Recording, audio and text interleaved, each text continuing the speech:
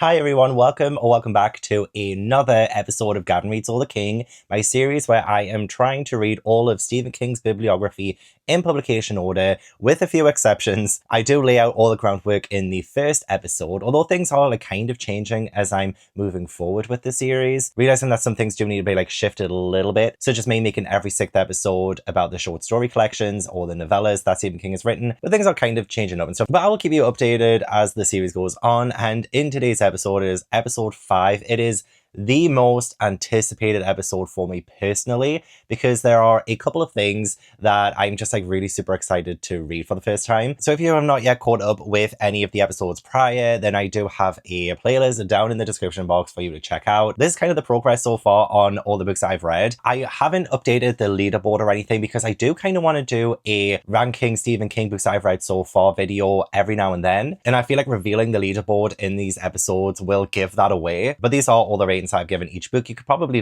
deduce and guess how I would rank them, but I would still hope that would be an element of surprise there. So before I continue on with this video and tell you what I'm reading in episode 5, please do give this video a like if you enjoy, subscribe if you haven't already for more Stephen King, and let's get into my episode 5 TBR. So in this episode, I will be starting with Thinner by Richard Bachman or Stephen King. This is another Bachman book. I haven't read one since I think it was The Running Man, which I was not a big fan of. In fact, the only Bachman book that I've enjoyed so far really has been The Long Walk. So I have high hopes for this one, and I am actually already just over halfway through, I think, or nearly halfway through. And out of all the Bachman books, when I was doing research for this video series, this one sounded like the one that I would enjoy the most. So high hopes for it. Then I will be going to something that is extremely intimidating, but also extremely exciting. And that is It. And this one I have never read before as well. I have seen It chapters 1 and 2, the movies that came out a few years ago. So I kind of know the story, the premise. I don't know how faithful It chapters 1 and 2 are to this book. So it will still be pretty fresh, pretty new to me. Very excited to get into it, even though it's so massive. It is not as long as the stand, apparently, according to page count, at least in the edition that I have. So, I've had bigger, read bigger, I mean. But when I started this series, I knew this was the one that I was the most excited to read for the first time. So I'm so happy that we are finally here. It's going by so quickly, actually. And then I will be rereading Misery. So I have read Misery before. It was about maybe 6-7 years ago when I first read it, maybe longer. And I gave this one 5 stars when I first read it. It's one of my favorite Stephen King books. But I don't know if it's still going to hold up to being one of my favorites or not on a reread. Especially now that I'm 5 episodes deep into the series, I'm kind of getting a sense of what I love in Stephen King's works and what I don't love in Stephen King's works. And I'm a huge fan of the movie as well, of course. But no, I've been genuinely so excited to reread Misery. I've never reread it before, so I'm excited for this first reread experience with it. And then to wrap up this extremely long TBR, I have the Tommyknockers, which is rather infamous. I do know a lot of people have said this is kind of crazy, kind of weird, kind of bonkers. I have no idea what it's about. I've just heard of the behind the scenes of the writing of this book, and it hasn't left much to be desired just yet, but I am so keen to give it a read still, even though it probably won't be my favorite. I mean, maybe it could. I don't want to write it off just yet, but the length of this almost being 1,000 pages as well. It's almost as long as It in terms of page count, even though I think the writing in this one is bigger than the writing in It. So in terms of word count, it's not as much as It, but it nearly matches it in page count. But still very excited to get to it for the very first time. So in this video, I'm reading over 2,700 pages, which is the most I've read in one video for a Stephen King project. It is quite the lineup, and I just can't wait to get into it. So I'm going to take my coffee that I have just made, and I'm going to get back into reading Thinner.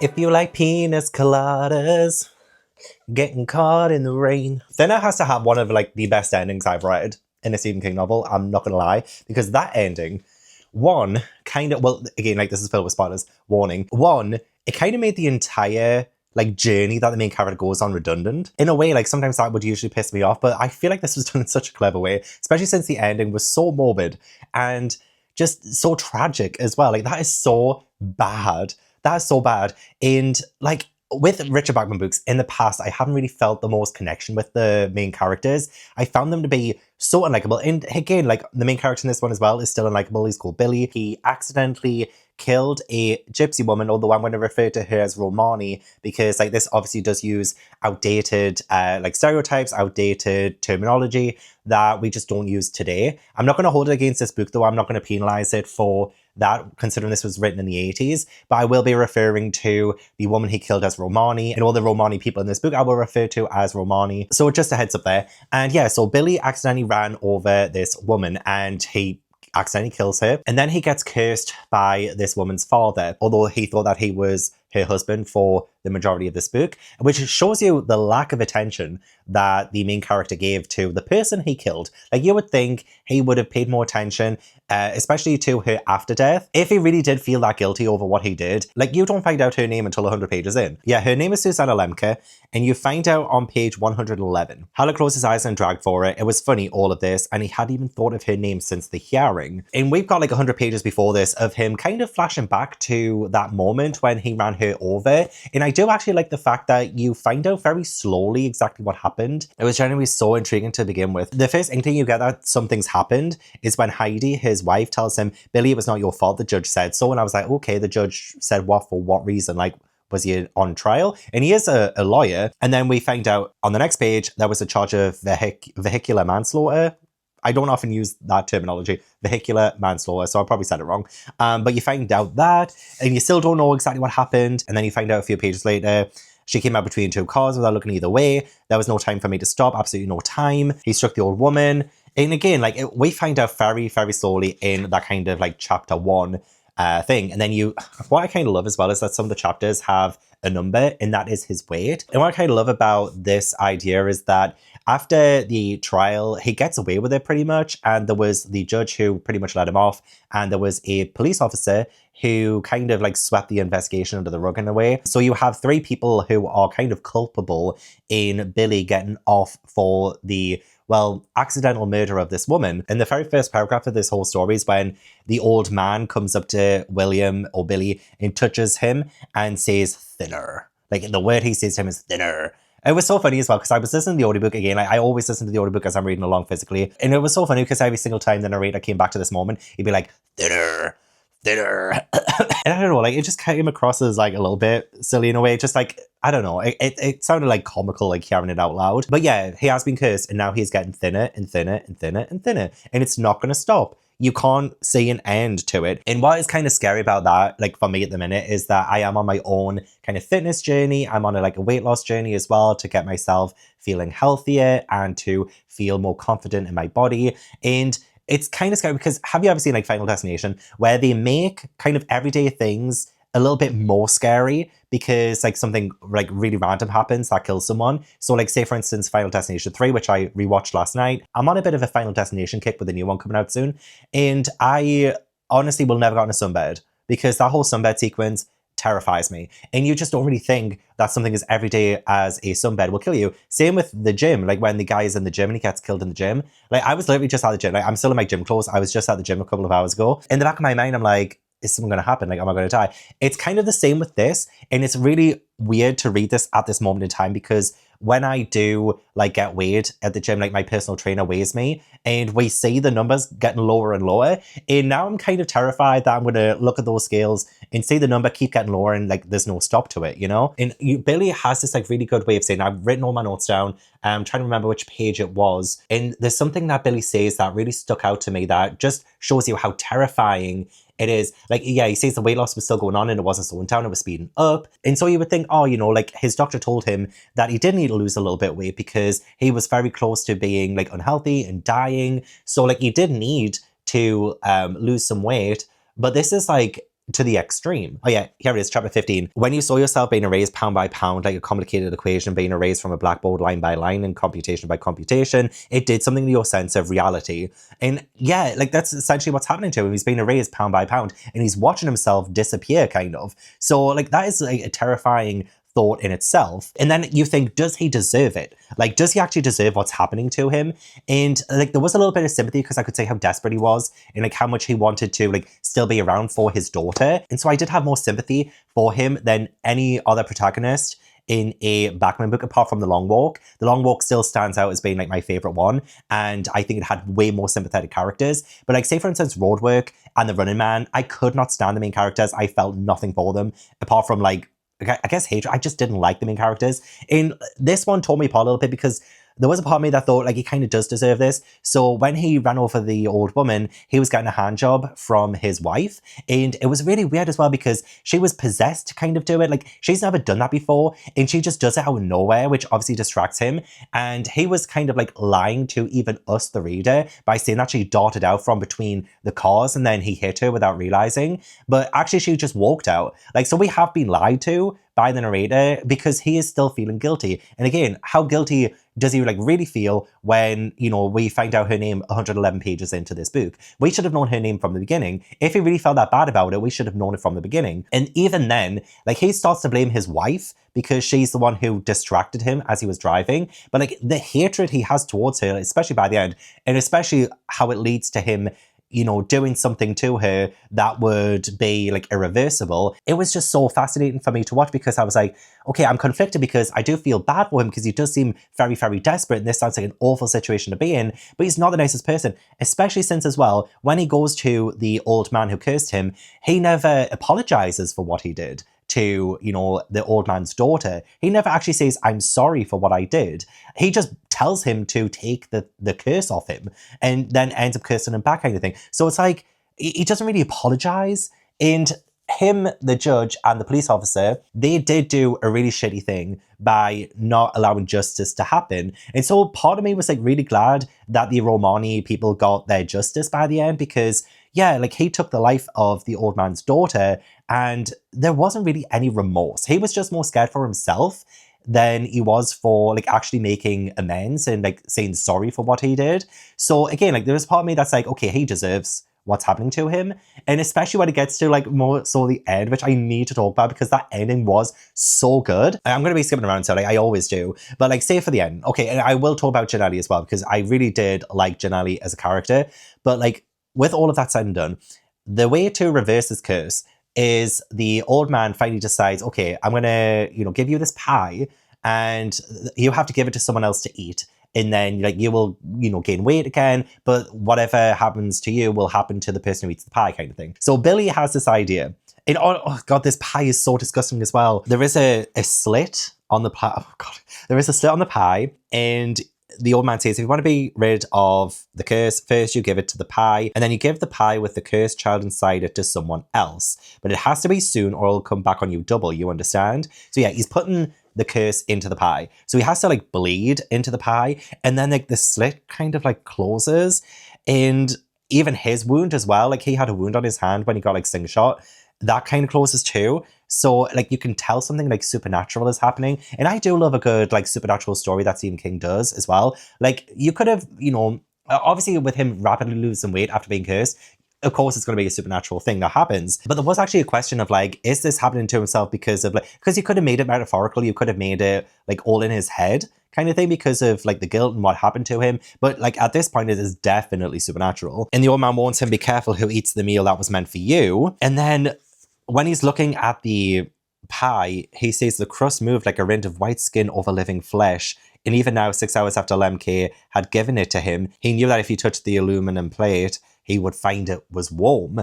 And it is still warm. It's literally like flesh. It's literally like a living body. Because when he gives it to his wife later, and I knew he was going to give it to his wife, the amount of hatred he had for her, I was like, good grief, like, come on. He was starting to feel excited, like, on his journey home, and he was talking about her. He was starting to feel excited, and I was like, is he going to give it to his wife? Because I wasn't 100% sure. Like, he got to give it to a random stranger, which would have been definitely more preferable by what actually happens at the end.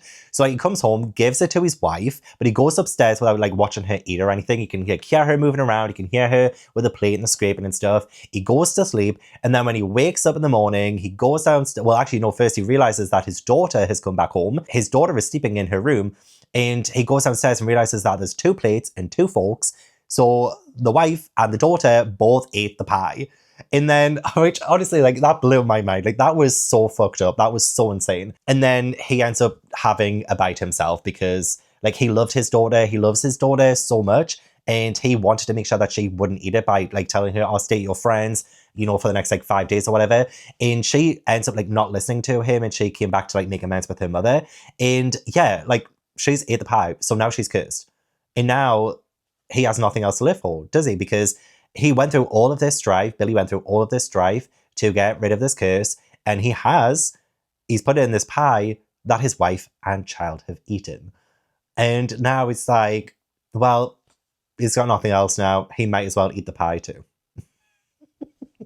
Like, that is so messed up. I loved it. Probably one of my favorite Stephen King endings, honestly. Yeah, honestly, just like rapidly seeing his weight like decrease as the book goes on was just turning something that shouldn't be scary all that much into a genuine fear. And then there was obviously like talk of like, oh, has he gotten cancer? And then he goes to see the judge, although his wife is like, no. And the wife of the judge was so scary to me, actually, because she was like, I'll come back when you lost another 50 pounds, and I'll laugh. Like, it sounded like she lost her mind. So you can see like how it affected the other people who weren't even involved with the like murder of the woman, but still had to be affected by the decisions of their partners. So yeah, the judge, his skin is turned like scaly and stuff. Like, it looks like he's turned into an alligator almost, like some kind of reptile. And then the police officer, he has like this a bad case of acne, essentially. Like, he's got like awful like boils and stuff on his face and that, and it just looks like really, really bad. So like they've all been cursed, but Billy's the only person who like tried to follow the Romani people in order to try and lift the curse. Oh, Dr. Houston was awful. He was awful. He tells like this really dumb racist joke, and then he's also just like having cocaine. He was an awful kind of character. Like, I don't even think it was written well either. Like, yeah, you do have these awful racist and really bad doctors, of course, and very fatphobic doctor too. And the way it was written though was just far too forceful and far too, I don't know, like there was no subtlety there whatsoever. So he was, I thought, just a terribly written character, which was honestly like a huge juxtaposition to Ginelli. So Ginelli, he is a bit of an Italian stereotype, so he's a bit of a mobster. And Billy ends up going to Ginelli, and Ginelli does help. Like, he is pretty amazing when it comes to like helping him. Like, he puts himself in danger for all of that. And you have to wonder, like, why? Like, why are you doing that? Because, like, what you're getting out of it, like, he's not getting paid for it. Although he does say, oh, we'll square it up later to Billy. It seems like Ginelli, well, he scares me a bit because he's like, I'm kind of enjoying this. Like, he's like, you brought like this really weird situation to me, Billy. And he's enjoying it. Yeah, Billy says, I'm costing you money. And Ginelli says, you're a friend. We can square it up later, but only if you want. I am having fun. This has to be one weird detour, William. The fact that he's having fun in all of this, he is killing the Romani people's pipples, and he is like terrorizing them in order to like get them, or at least the old man, to lift the curse off his friend. So he is terrorizing them. So obviously he's a good friend to Billy, but he's a terrible person. And I just found him so fascinating. He was probably my favorite character in this book, even though like he did say some questionable stuff. He said some questionable stuff about Heidi. His methods were pretty shocking, honestly. But at least he had like this air of personality about him, something that I think Billy, the main character, was lacking. And you could really tell that Billy as a protagonist was kind of underwhelming because of Ginelli. Ginelli was like really like stealing the scenes that he was in. So he was pretty fascinating. At his end as well, I wasn't sure if he was going to like make it out because he was putting himself in danger's way. I was like, he's going to get cursed himself potentially. However, like when Billy's like got the pie off the old man and he goes back to the car where Ginelli is, all he finds is Ginelli's hand. So he's been dispatched, and that was pretty messed up as well because you just don't really expect that when Billy goes back to the car. So that was definitely gruesome. And it was really amping up by the end too. I would probably say like the last 30, 40 pages of this book were just like boom, boom, boom. Heidi as a character, yeah, I don't think Stephen King wrote her particularly well or anything. She does come across as extremely well. Also, yeah, audiobook jumped again. A lot of times these Stephen King audiobooks, they say they're unabridged, but they do cut things out. So say at the start of chapter 10, pages 79 up to like halfway through page 83 is not in the audiobook. It's not a glitch with Audible or anything. It's not a glitch with the audiobook itself. It is literally just cut out. So audiobooks are not completely unabridged, just letting you know. But yeah, Heidi I didn't think was written all that greatly. She did come across as quite whiny. She was doing things that kind of went against the main character. And I don't think King was trying to have any sympathy for her there. And it did make it look like she got away with, you know, her part in the murder of the woman. To begin with as well, she just seemed to be a little bit, I don't know, like sexually focused. She snuggled more comfortably against him. Her hand wandered up his thigh, touched his penis lightly and lovingly, toyed with a thatch of his pubic hair. And I'm not gonna lie, this always surprises me. But whenever Stephen King kind of has a random bit of a, like a sexual moment, the man always has a full bush. Usually I'm faced with Bush when it comes to his stuff. And I'm just like, King's protagonists just do not groom themselves. And that's where today's sponsor, Manscaped, comes in. I'm kidding. This video is not sponsored. But yeah, always taken back by it. Always surprised. But yeah, I am wondering if there was something a little bit more supernaturally involved with Heidi's decision to give him a hand job in the car, because when he's describing that moment, he keeps saying like what had possessed her. She had never ever done something like that before. Like what possessed her to actually do that out of nowhere? So it almost feels like it was kind of predestined, or something else was controlling that moment in order for the Romani woman to die, in order for Billy to get cursed. It was almost like these things were like set into motion, almost like a butterfly effect, almost like Final Destination. And I did enjoy following Billy's pursuit of the Romani people, trying to find out where they got to. And then when he finally catches up to them, Gina, she is the person who like slingshots him and puts a hole in his hand. She spat on him an enormous amount of warm white spittle, as if her mouth had been full of it, but he could taste some of it on his lips. It tasted like tears. I feel like there's way more sympathy given to the Romani people than there is Billy and his situation. I don't know if that was intentional or if it's just like the way I was reading it, but it did seem like the Romani, after they'd lost, you know, someone in their community and seeing a white man get away with it, I felt way more sympathetic towards them. And I feel like King also made them way more sympathetic than Billy as well. And then Billy as well, he's like trying to curse them back. My own curse will fall on your family, the curse of white men from town. You think men like me don't have the power to curse? We have the power. We're good at cursing once we get started. Oh man, don't make me start. Curse of the white man is on you. And I feel like King doesn't let Billy get away with it as well. So his curse is like Janelli. And again, like, I did like Janelli as a character. I thought it was fascinating. But yeah, Billy doesn't get away with what he did. He doesn't get away with not apologizing for what he did, or owning up to what he did, or, you know, kind of facing justice for what he did. So even though he has this opportunity with the pie, he still lets... Because there was also a moment in this one they're talking about, like, you know, kind of violence began violence, and like there's like this circle of stuff happening. So the only reason why the old Romani man says he will lift the curse is so that Janelli and Billy will stop hurting his community, because they're just hurting each other at this point. So now he's like, okay, this is your way out. This is your way out. Use it wisely. Even though he says, oh, you should just eat it yourself, because that will be the right thing to do. But still, Billy has not learned his lesson by having, again, like so much rage towards his wife for getting away with her part in the murder, that he does end up giving it to her when he shouldn't have. Like, he should not have done that, because it just blew up in his face. It's like karma. It's like he couldn't escape his own fate. Because yeah, at the end, he went to the sink, 2 plates, 2 forks. They sat here and ate pie and made up, he thought. When, right after I went to sleep, must have been. The pie was pulsing again, up and down, up and down. Vile, absolutely vile. And then at the very end, eat hearty, Billy Halleck whispered in the sunny silence of the kitchen and cut himself a piece of gypsy pie. At the end of the day, he couldn't escape his fate. He couldn't escape justice for what he did. He never owned up to it, really. He never paid the price properly. Well, he has now. He definitely has now. He tried to get away with what he did. He begged for the curse to be lifted without apologizing, without owning up to his mistake, because all he did was like justify what he did. He was like, oh, I was distracted by my wife. She was giving me a hand job. And still apologize for your part of it. Still apologize for all those lies you did in like the investigation, in the trial and stuff. Like, still apologize. He just doesn't apologize. But it is a good theme of this book that there was one point when it was like talking about like how the cycle of violence never ends, and it will continue to perpetuate if you keep that revenge in that violence in your heart. And that's exactly what Billy did throughout. So karma happened, justice happened. He never learned his lesson, and Stephen King didn't let him get away with it, which I thought was just fantastic. A great way to end it. I will say, like, this wasn't like the perfect story for me. It did start to drag a lot, especially in his pursuit. And also when Janelli is telling his story as well, I felt that went on just a little bit too long. Great ending, great start as well. It does have some outdated Romani stereotypes, does have some outdated Italian stereotypes. And I thought some of the characters were just terribly written. I didn't think Heidi was written well. I didn't think Dr. Houston was written well, because that was just way too in your face.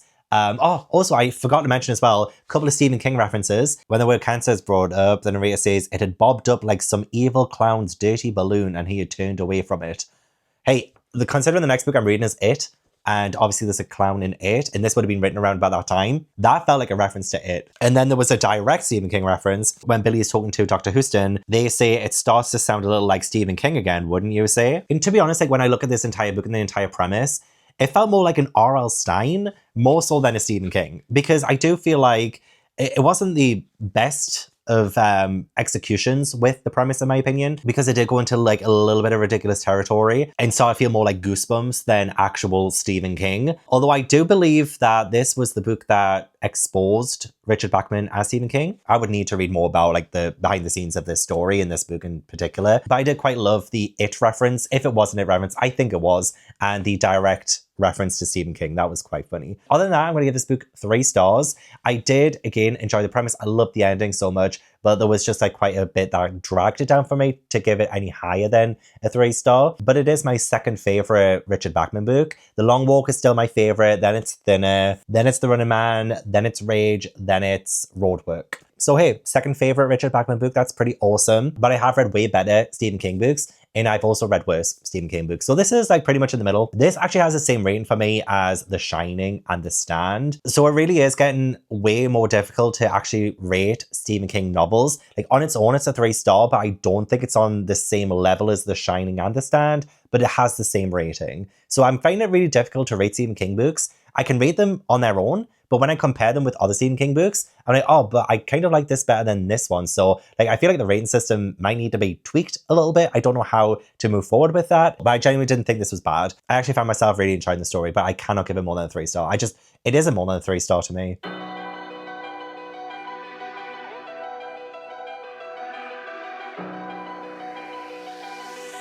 For the It section of this video, I'm going to split it into 5 parts because there are actually 5 parts in this book. Makes it easier to talk about, I think, as well, if I break it down into 5 sections. So we have part 1, The Shadow Before, and Derry, the first interlude. So after each part, there is an interlude. And I will include, like, you know, the part 1 and the first interlude, part 2, and then the second interlude, and so on and so forth. So I've read the first 150 pages of It. And honestly, I got so much excitement from just beginning this story. I don't know why. Maybe it's because it's like such an infamous book and that's why I'm feeling so much excitement. Like I can finally say I'm reading Stephen King's It. And then when I finish it, I can be like, I've read it. I've read It. So I don't know. This is one of the cases where, you know, the reputation precedes it. It just feels like such an accomplishment to even begin this massive tome. And I am really enjoying it so far. I was actually very surprised the time jumps already. So we start in 1957 and then we jump forward to 1984 and then 1985, where Mike is calling all of these different characters, telling them to come back to Derry. And if you haven't seen the movies or read this before, then you don't really like know what it is that he is making them do, really. There is like an air of mystery there with the 3rd chapter, which was massive, by the way. I think it's the longest chapter in the story. When I was like looking at the audiobook, it was like 4 hours long. But we ended the first part with all these characters getting a phone call from Mike and telling them to, hey, like, come back to Derry. What Stephen King gives you at the minute is just like breadcrumbs. Like he doesn't actually give you a whole lot in terms of like what happened in the past, because It, or the clown who we've seen in chapters 1 and 2, is only shown every now and then and not explained in the slightest. Obviously, this opens up pretty incredibly. Like I love the opening line as well. The terror, which would not end for another 28 years, if it ever did end, began, so far as I know or can tell, with a boat made from a sheet of newspaper floating down a gutter swollen with rain. I love that opening line. That is such a good line. And it's even so iconic as well. I guess, you know, during part 2, like the movies, there was one with Tim Curry that I've actually never seen, and then the newer ones as well. Having a small boy in a yellow sticker is just like such an iconic visual now. I feel like it's always going to be in your subconscious when you're thinking of horror, and especially to do with a death. Like Georgie's death is so gut-wrenching, and to open up the book with a 6-year-old dying in such a brutal way is almost like a statement from Stephen King himself. It's like he's saying, no one is safe, it doesn't matter how young or how old you are, anyone can die. And kind of a little bit like in Cujo as well, where you kind of have the sense that there is something ominous going on in town. In this one, you kind of get this feeling that people have been dying. You have this feeling that no one knows exactly why. And also like this description, the fish had eaten this unfortunate gentleman's eyes, 3 of his fingers, his penis, and most of his left foot. So there has been a flood. And yeah, like it's just such a weird visual to have this fish has eaten parts of this man. That's kind of the first instance of something kind of gory happening in this story. And it is weird. It is weird. I loved like between Bill and George at the very start of this, they have like quite a bond. Like they had like such a normal brotherly bond. In George having to go in the basement, the smell of the monster, the apotheosis of all monsters, it was the smell of something for which he had no name. the smell of it. And it is obviously the monster. It just feels like it could be the biggest thing or the smallest thing. Like, you can't quite define what it is. It's just what they bring, okay? If you ever seen Not Another Teen Movie, I hope you got that reference. But we are given like absolutely nothing in this underlying sense of tension. George has his overactive imagination. And I feel like if you've never seen or read this book before, Stephen King just have his habit. He's done this in pretty much nearly every single book. He spoils the death before it happens. So here we have Stuttering Bill never forgot that piece. And even many years later, I never failed to bring gooseflesh to his arms and back. His heart would drop and he would remember, my mother was playing that the day Georgie died. So that's the first time we hear that Georgie is going to die. And Stephen King does piss me off when he does that because he does it a lot. He does it a lot. I don't think I've ever read a single book so far for the series where he hasn't just like spoiled death before it happens. It used to be effective, now it's just annoying. But still, like, this is still an iconic scene, an iconic chapter. I was reading this in such anticipation, kind of knowing myself what was going to happen anyway from the movie. But this is the first time I've heard it from King's words. And I know King has a different way of telling a story. A lot of the movies just don't capture what King is trying to say or what King's words are on the page. They seem to just do something totally different half the time. And while there is, of course, like the essence of the story still in the movie that I saw, hearing it from King himself, I don't know, it just brings a whole level of goosebumps to my skin. Oh, and it was so cute as well when George gave Bill a kiss on the cheek for helping him with the boat. So it does kind of strangle you for a second as well when you know Bill never sees him again. Like, that's literally what King tells you. And then he gets to the storm drain and you just know, like, you just know. You see yellow eyes in there. I mean, they kind of got it a little bit right on the cover here. Kind of like yellow and orange. Although his eyes look maybe a little bit too far apart, I don't know. There was a clown in the storm drain. Like, doesn't that just sound so random and so odd? And you know, actually, this clown does kind of have a little bit more charm. And he doesn't sound as scary, which is weird to say. But when you see Georgie or George just like laughing with him and saying, I'm not supposed to take stuff from strangers, my dad said so. And the clown's like, very wise of your dad. And Pennywise's eyes aren't yellow. They were a bright dancing blue, the colour of his mom's eyes and Bill's. So you kind of see this clown kind of, not exactly transform in front of George, but he's becoming a lot more personable, someone who he can probably trust. So you have more of a better time believing that Georgie would put his hand in the storm drain and try and get this boat off this weird-ass clown. And it's just the way that he talks as well. He's like, I, Georgie, am Mr. Bob Gray, also known as Pennywise, the dancing clown. Pennywise, meet George Denborough. George, meet Pennywise. And now we know each other. I'm not a stranger to you and you're not a stranger to me. Correct? Like, it just seems to like have like this charm to him. It seems more believable now that this clown is about to tear his bloody arm off. And Georgie's going to trust him just a little bit. But it's still, as an adult reading this, it's still just so unsettling. He's got like big white gloves like Mickey Mouse and Donald Duck. So when you're comparing Pennywise to like Disney characters, you do kind of put your guard down a little bit. Got balloons, do they float? Oh yes, indeed they do, they float. George reached, the clown seized his arm, and George saw the clown's face change. Like, it happened so quickly. It happened so quickly, like there was no chance there. And the audiobook narrator, as I was listening to this as well, was so good in this moment because he doesn't sound too sinister. Even now when he's talking about like they float, Georgie, and when you're down here with me, you'll float too. His voice slowly warps. You know, it's not just a sudden change of like terror. It's this sinking dread. It's this sinking terror that sets in. And oh, I guess this is like one of King's perfect demonstrations of that, honestly. Everything down here floats. That chuckling, rotten voice whispered, and suddenly there was a ripping noise and a flaring sheen of agony, and George Denborough knew no more. And then there's like this guy called Dave Gardner who actually grabs George and brings him back. And like, I never realized that somebody would be like right there and kind of try to help in a way. And that's exactly what happens here. But obviously it's too late. A knob of bone horribly bright peeked through the torn cloth. Like, that is vile. That's a 6-year-old boy. And it's like, you know, in Jaws when that boy dies, it's just too unfathomable to speak of. And I love that we're following the boat as well. Like, the boat is like kind of setting off. So the boat dipped in Sweden, sometimes took on water, but it did not sink. The two brothers had waterproofed it well. I do not know where it finally fetched up, if it ever did. Like, I love the fact that this narrator is kind of like telling us the story, but also doesn't know everything, especially since like the boat going off afterwards. It seems like such a minute thing, like kind of useless thing to know about. But I'm just so wildly invested in that for some reason. Like, yeah, where did the boat end up? This boat that ended up causing Georgie to reach his hand into a storm drain and get it taken off by a clown. You know, like, actually, what did happen to that boat? I don't know, Stephen King has a way sometimes of making you ask a question that you never probably would have asked otherwise. And that's exactly what I'm asking right now. I've never thought about the boat before, but now I am. And then we go forward 27 years to 1984, when we have Adrian, who is gay, and this is a really hard chapter to read as well, just as Georgie's chapter was. We see, again, like the time in this, in the setting of this, just kind of flips between things. So you see what is happening to Adrian when he's getting bullied by these three awful men, at the same time of these three awful men talking to the police about what happened. We didn't mean to kill him, Unwin blubbered. And at this point, you don't know exactly what happened to Adrian, just that Adrian was with his boyfriend and he was wearing a hat.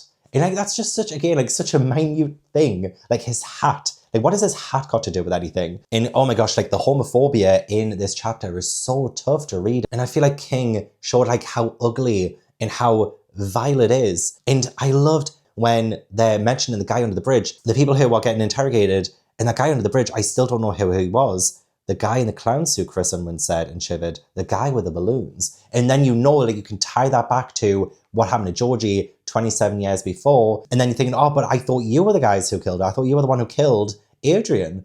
And now the clown has come into it. And I'm like, okay, like what actually happened? And obviously, again, like I've seen the movies, but I thought, oh yeah, there'll be such a huge change. But yeah, when we see Adrian and his boyfriend kiss, such a harmless thing when you think of it, like they're not hurting anyone. And then again, like, oh man, I'm going to barf, Webby cried, disgusted. And all the like F words and F bombs and just like, oh God, it's like so tough. But this is accurate. Like, this is so accurate. It reminds me of what happened, oh gosh, it happened in 1997, I think, or 1998, when Matthew Shepard was beaten, tortured, and left to die because of homophobic arseholes. I mean, obviously this was written like over 10 years, like over a decade before the death of Matthew Shepard. And yeah, it's kind of scary, the fact that 10 years later, this kind of thing still happens. Like, it isn't out of the ordinary. This hate crime, it doesn't change. It's so real. It's so accurate. But to say it so viscerally is one of like the most painful things of this chapter. So when the three guys come up to Adrian and tell him to give them the hat, and he does, even then they still beat the shit out of Adrian. He's being pushed between them. No one came to help. You have Don, his boyfriend, screaming for help, and again, no one's coming to help. They're killing him, please, for God's sake. And then you hear a small voice, help, a very small voice whispered, and then there was a giggle. Help, the small voice said again. That giggle followed again. It was like the voice of a child who cannot help itself. And then Haggerty looked down and saw the clown. If you need help, Don, help yourself to a balloon. And it offered the bunch it held in one hand. Down here we all float, pretty soon your friend will float too. And it's so freaking weird. They've thrown him into the water, and the clown was dragging Adrian out on the far side with one arm. Its balloons were in its other hand. He had great big teeth, I think a bit into his armpit. And it does sound crazy. Like, as I told him to these officers, it does sound crazy. But it's true. I started after him and the clown looked back. I saw its eyes, and all at once I understood who it was. Who was it, Don? Harold Gardner asked softly. It was Derry, Don Haggerty said. It was this town. And that is like kind of a, like, you know, direct mention of the fact that maybe Pennywise, this manifestation of hate and evil, is a manifestation of the town, of Derry. Like, this is Derry. You've just seen humans brutalize this poor boy who didn't do anything wrong, and then Pennywise comes in and kind of finishes the job. It's like this evil has been brought on because of the town. And I kind of like that idea that maybe it is a manifestation of hate, of violence, that will never stop because that's human nature. And that's going to continue to happen in Derry no matter what. But what an awful, awful chapter, honestly. It was so tough to read. The first two chapters, oh gosh, like probably the most epic way to start a horror novel. Genuinely. And so then comes the 6 phone calls in 1985, a year after Adrian's murder. And this is what surprised me. We didn't meet the adult children from, you know, the story until It Part 2. So I'm like, oh, this is a really different kind of structure to the story. And I thought as I was reading on, I was like, oh, I don't think I'm going to like this because I'm going to get confused. Looking at the chapters, it looks like Part 2 will be June of 1958, and then Part 3 will be Grown-Ups, and then Part 4 will be July of 1958. And so it's just seems like it's going to be a story that goes back and forth. But oh my gosh, like King has a way of doing this. And I genuinely wish I'd never seen the films before this. I genuinely wish that, because I think I would have, I mean, I still absolutely eat this up. I still love what I'm reading so far. But oh my gosh, if I hadn't known that Stanley, when he takes a bath, would take his life, it would have been even more impactful. Stanley is the first person to get a phone call from Mike telling all of the kids to come back to Derry. And it just starts off so ominously, like baths at 7 p.m. were not his style. And we get so much backstory between Patricia, his wife, or Paddy, his wife, and Stanley, that it feels like, oh, we're building up to a main character here. Oh, a main character where we find out his penis is an exclamation point rising from gingery pubic hair. If you watched my Thinner review, you will know that I was hit in the face with Bush. I've been saying that I've been getting hit in the face with Bush in every King book. And this has just proven my point. Sorry, that was like a little bit of a side tangent. But when he gets the phone call from Mike, you kind of really don't know what is going on there. Because when he's on the phone, we're seeing it through Paddy's eyes, and Paddy is noticing that he is being a little bit different or a little bit strange. Are you sure, Mike? Yes. No, I can't absolutely promise that, but I'll consider it carefully. You know that? Oh, he did? Well, you bet. Of course I do. Yes, sure. Thank you. Yes, bye-bye. And she says she began to believe it was the expression of a man who was methodically unplugging himself from reality. And she asks who was out on the phone, and he says, no one really. I think I'll take a bath. It's such an odd thing that right after a phone call, he takes a bath when he never really takes a bath at a weird time at 7 p.m, which he never does that in general. It's like, oh, like, I just wish I didn't know what was happening. I wish I didn't know what was coming up. And I kind of love the fact that you got to see the last thing that Stanley wrote, because, yeah, Paddy does find him dead in the bath. His expression was one of abysmal, frozen horror. Dipped his right forefinger in his own blood and had written a single word on the blue tiles above the tub. It. Like, oh, like, that is so creepy. And you're like, what? Why? Why did he do this? Why did he take his life after that phone call? What is it about that phone call that has made him see absolute horror? It was just brilliant. Not knowing what happened to him as a child, it's just so brilliant. And now I'm kind of wishing that the movie did that.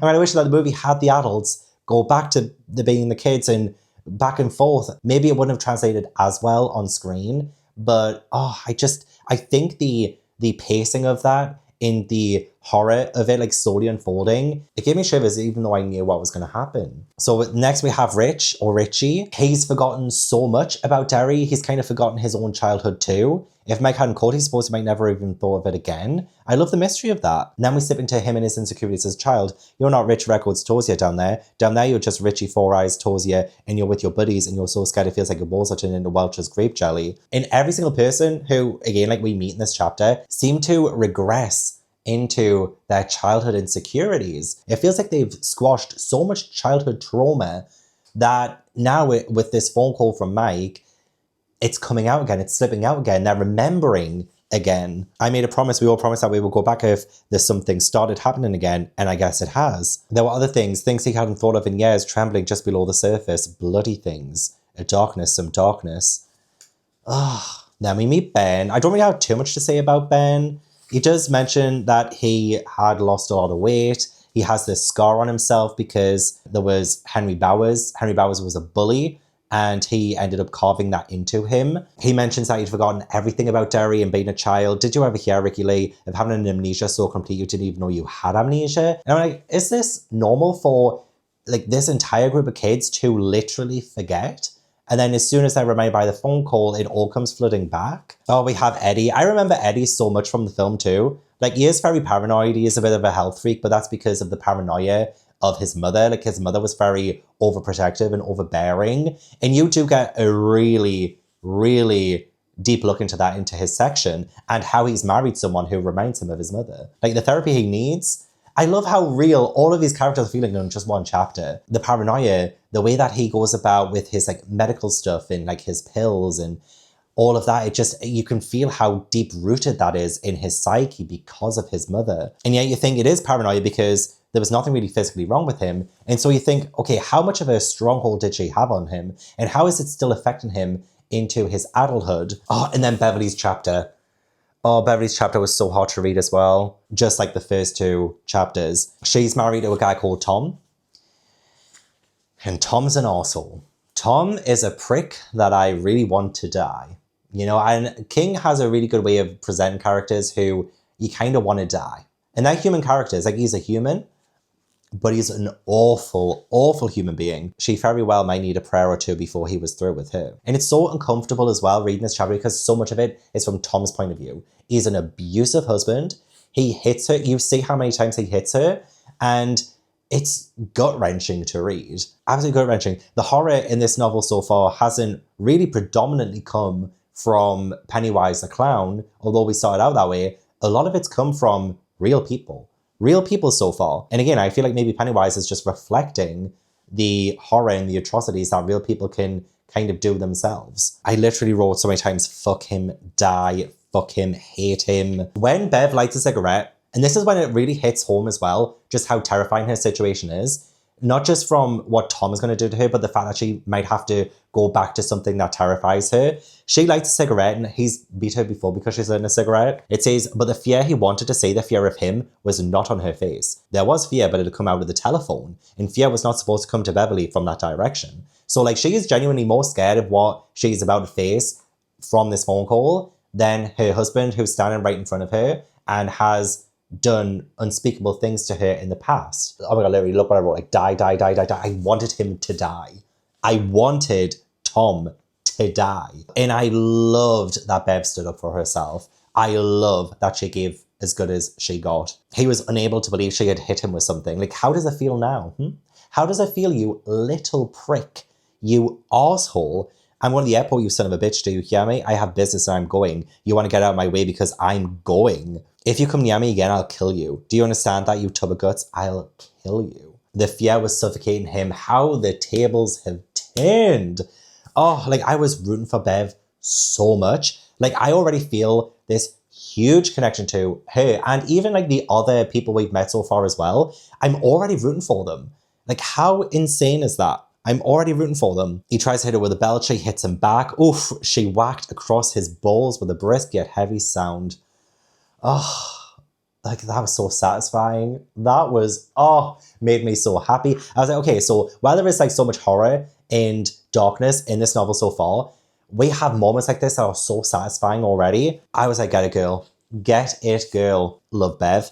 Then we go to Bill. Bill is now a writer. He is the brother of Georgie as well. He's kind of overcome his stutter over the years. And getting this phone call from Mike has kind of brought it back too. So again, like you see the regression into childhood, the regression into the years that have been kind of blocked out for whatever reason. You see these characters who we don't really know too much of just yet, but we've already seen how they are as adults. We've seen them get out of whatever situation it was when they were kids, and now they are kind of in different points of their life. Some of them are thriving, some of them are not. And I found it so interesting as well that Bill says that he hasn't even thought of George in 20 years or more.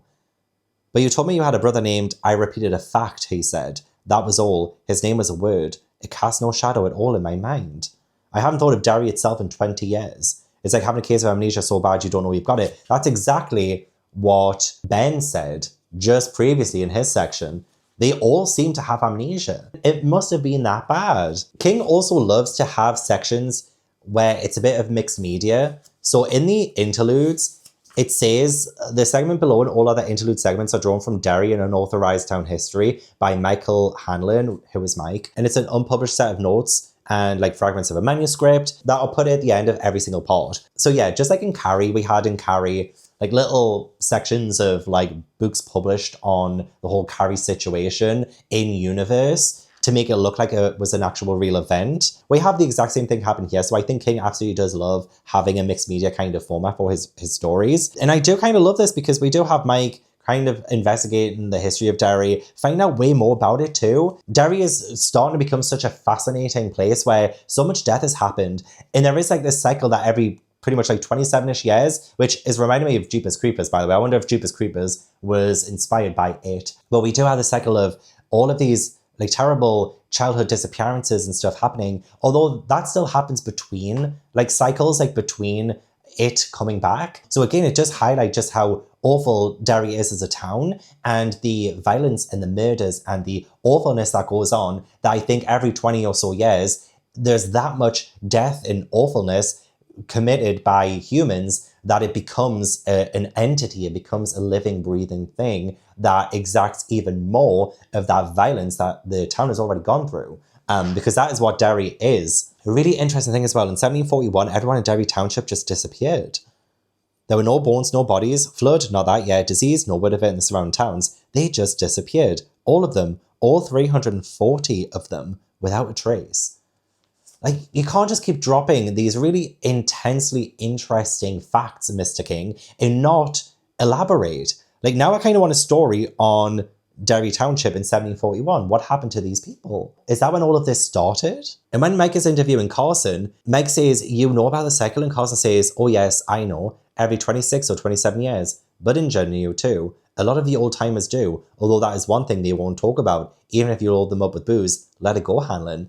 It shows the ignorance of the adults. It shows that they are willing to turn a blind eye to the evils that happen in this town. The evils that are killing their children. They're turning a blind eye to it. And that is just more sins being committed by the people in this town that is, again, just like enhancing the terror and the horror of it. Also, I don't know if this is like a typo in this book, but in the audiobook, one of the instances of something weird happening, it changes from 1851 to 1879, where a man's penis had been nailed to a wall in a cabin.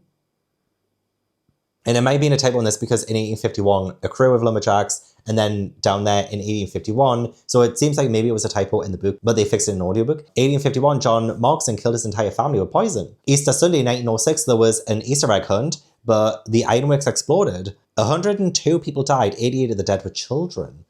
8 children, 1 adult were never accounted for. Murder rate in Derry is 6 times the murder rate of any other town of comparable size in New England. Here in Derry, children disappear unexplained and unfound at the rate of 40 to 60 a year. And this is when the cycle isn't even happening too. In the year 1930, better than 170 child disappearances in Derry. During 1958, which was when Georgie died, wasn't it? Oh no, that was 1957. So the year after Georgie died, during 1958, 127 children, ranging in age from 3 to 19, were reported missing in Derry. Like, this is an epidemic. This is, like, it says that this is a feeding place for animals. And again, it just, like, adds to the idea that Derry itself is just feeding this entity hate and violence and blood and guts and their children, and they're turning a blind eye to it. They're just ignoring it.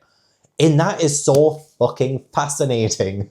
So far, my interest is peaked. I don't think watching the movies has ruined this experience for me yet because it already feels a little bit different. I'm already getting so many different feelings towards it than before. The flow of the story is so different. I already feel like the intrigue is a lot higher here because we've been introduced to these main characters as adults before we are introduced to them as children, apart from Bill, because Bill was in that first chapter, but we didn't really get to see much of him. I'm genuinely loving it so far. I can't believe I'm already 150 pages in and I'm already horrified by so much of it.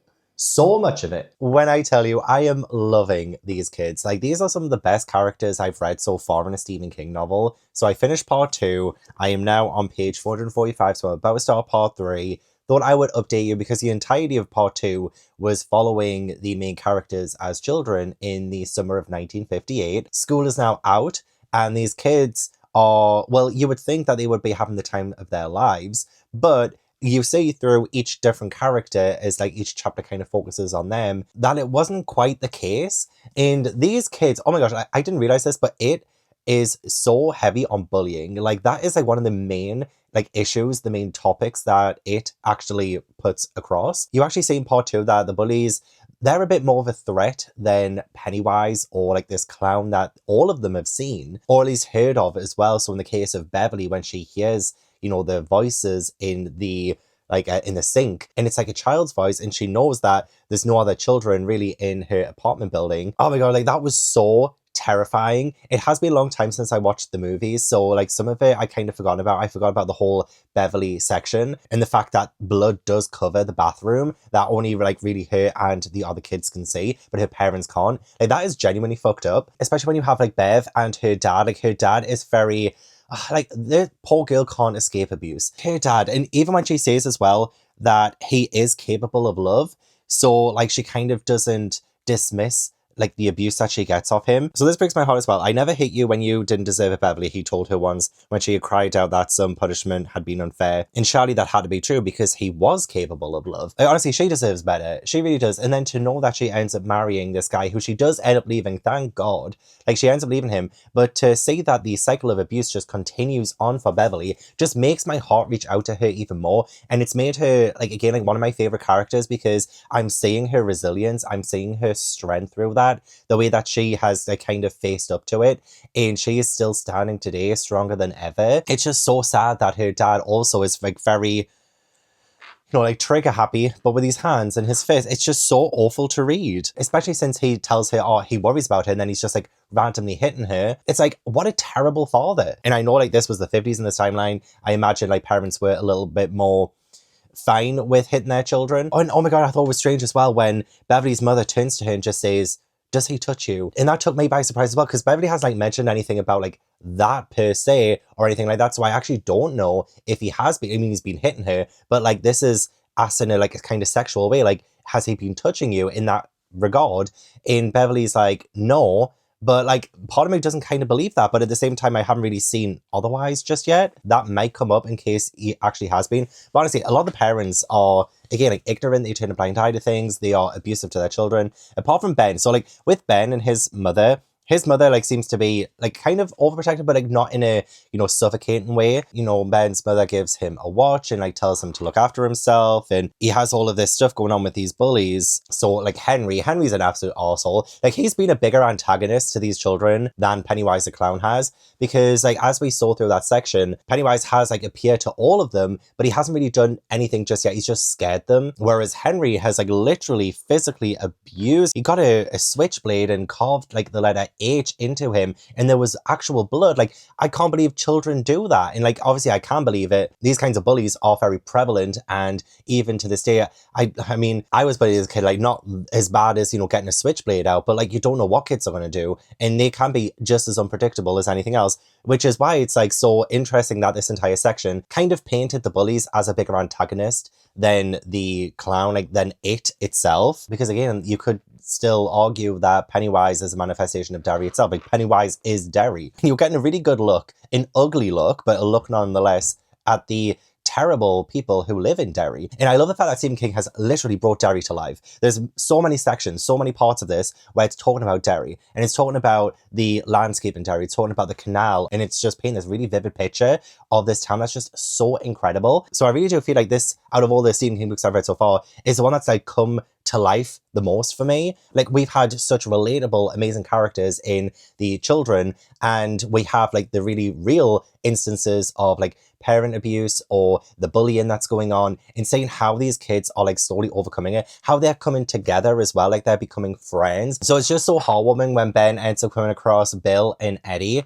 and like that kind of is the first instance of them like really kind of hanging out. Like, they've both just survived bullying from Henry, and now they're becoming friends. Ben says to them, "Well, I'm pleased to meet you both." A silence fell amid the three of them. It was not an entirely uncomfortable silence. In it, they became friends. And like, you really do feel like they are bonding. Like, they need each other, essentially. This feels like such a dangerous and terrifying place, and they're finding comfort. They're finding solace in the friendship between them. And it's like kind of fast, but in a way, like, nothing bonds them faster than, like having a common enemy, I guess, like having these antagonists in their lives, and how safe it makes them feel to be in a group, to actually have friends. And I felt so bad for Ben. He says he liked the way his laughter sounded with theirs. It was a sound he had never heard before. Not mingled laughter. He had heard that lots of times, but mingled laughter of which his own was a part. So like, this is like the first time he's like being able to like really laugh with his friends, like to laugh with people and not really be the person being laughed at, or not really just like kind of joining in just to, I guess, break some awkward moment. But no, his actual laughter is mingled with theirs, and it's his own laughter, and it's just so beautiful. Like, that is just so lovely. And then to see, I was like, oh, we're not really getting much of Bev, but then Bev, finally comes into it as well. Ben absolutely loves Bev. In fact, pretty much all of them do. She is a really, beautiful girl and they are enamored by her. But Ben, he seems to have this like genuine love for her. He writes her this poem, which later on, like adult Bev, she kind of remembers getting a postcard, but she doesn't quite remember who gave her it. And she talks about Bill, like she thinks it might have been Bill because she actually at one point loved Bill. So I'm like, oh gosh, like there's like this little weird love triangle kind of thing going on here. You kind of do root for Ben a little bit because you just say like how much he really adores her in like a really sweet and genuine way. And that's what it comes across as. It comes across as just so sweet and genuine. A lot of times this book reminds you like very nostalgically of your own childhood, like for better or worse. Like it reminds me of the times I was bullied. It reminds me of the times like I fell in love.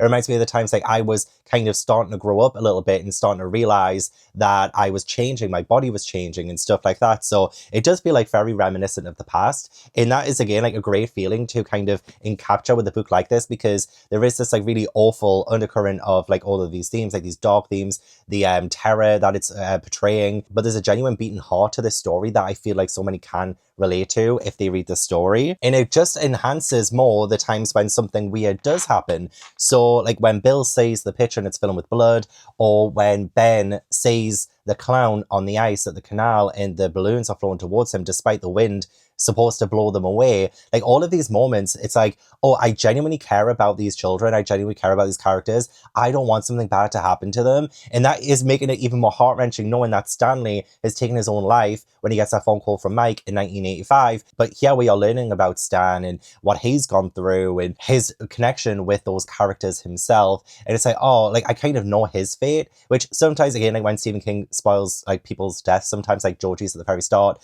and in like a million other of the times he's killed a character in other books. But here there is like this feeling of melancholy knowing that this poor character who has formed this genuinely beautiful connection with these other characters, these other kids, knowing how he ends up, honestly, it's just sad. It's just so genuinely sad. Eddie's moment with it, the clown, is very terrifying as well. It wasn't Dorsey after him now, it was the creature from the Black Lagoon. And like, seeing the changing of like the person, like say Ben saw the clown as a mummy as well. Like this is when you start to get a sense of, oh, I wonder if like this thing is just bringing about, like this isn't its actual form. It's like bringing about, genuine fears that these kids have. So knowing that this thing is changing shape makes it that much more terrifying because you don't know how it's going to appear. You don't know where it's going to appear next. Yeah, that chase with the creature was pretty terrifying with Eddie. There's also a really scary bird attack that Mike has to suffer through. And I love the description of this bird as well. Instead of that glittering bubble of fresh tar, there was a crater filled with blood. Whitish grey goo dripped from the corner of the socket and trickled alongside of the bird's beak. Tiny parasites wriggled and squirmed in this pussy discharge. Like, it's kind of vile. A little bit funny as well, but like definitely vile. You do get the adult characters flashing back to 1958, like at the start of each chapter, kind of. Sometimes it like was maybe a little bit later or thereabouts. But like say with Eddie and talking about Bill, it seemed like a lot of people like loved Bill. It sounds like a genuine love that kind of just like transcends like so much. Like even Eddie says he supposedly would have died for Bill back then if that had been required. If Bill had asked him, Eddie would simply have responded, sure, Big Bill, you've got a time in mind yet? So again, just like highlighting the very deep bond and love between these characters. And it's not even a romantic love, it's like a platonic love. It's like a I would die for you kind of love. He loved Bill like he would have loved a big brother or a father. There's just like so many layers there. And I just genuinely find them so interesting. It was a little uncomfortable reading about, when they're talking about sex and stuff. Like, yes, these conversations happen when you're younger and you're going through puberty and shit like that. It's just a bit weird, like, especially when an apparition comes to Eddie and says, how about a blowjob, Eddie?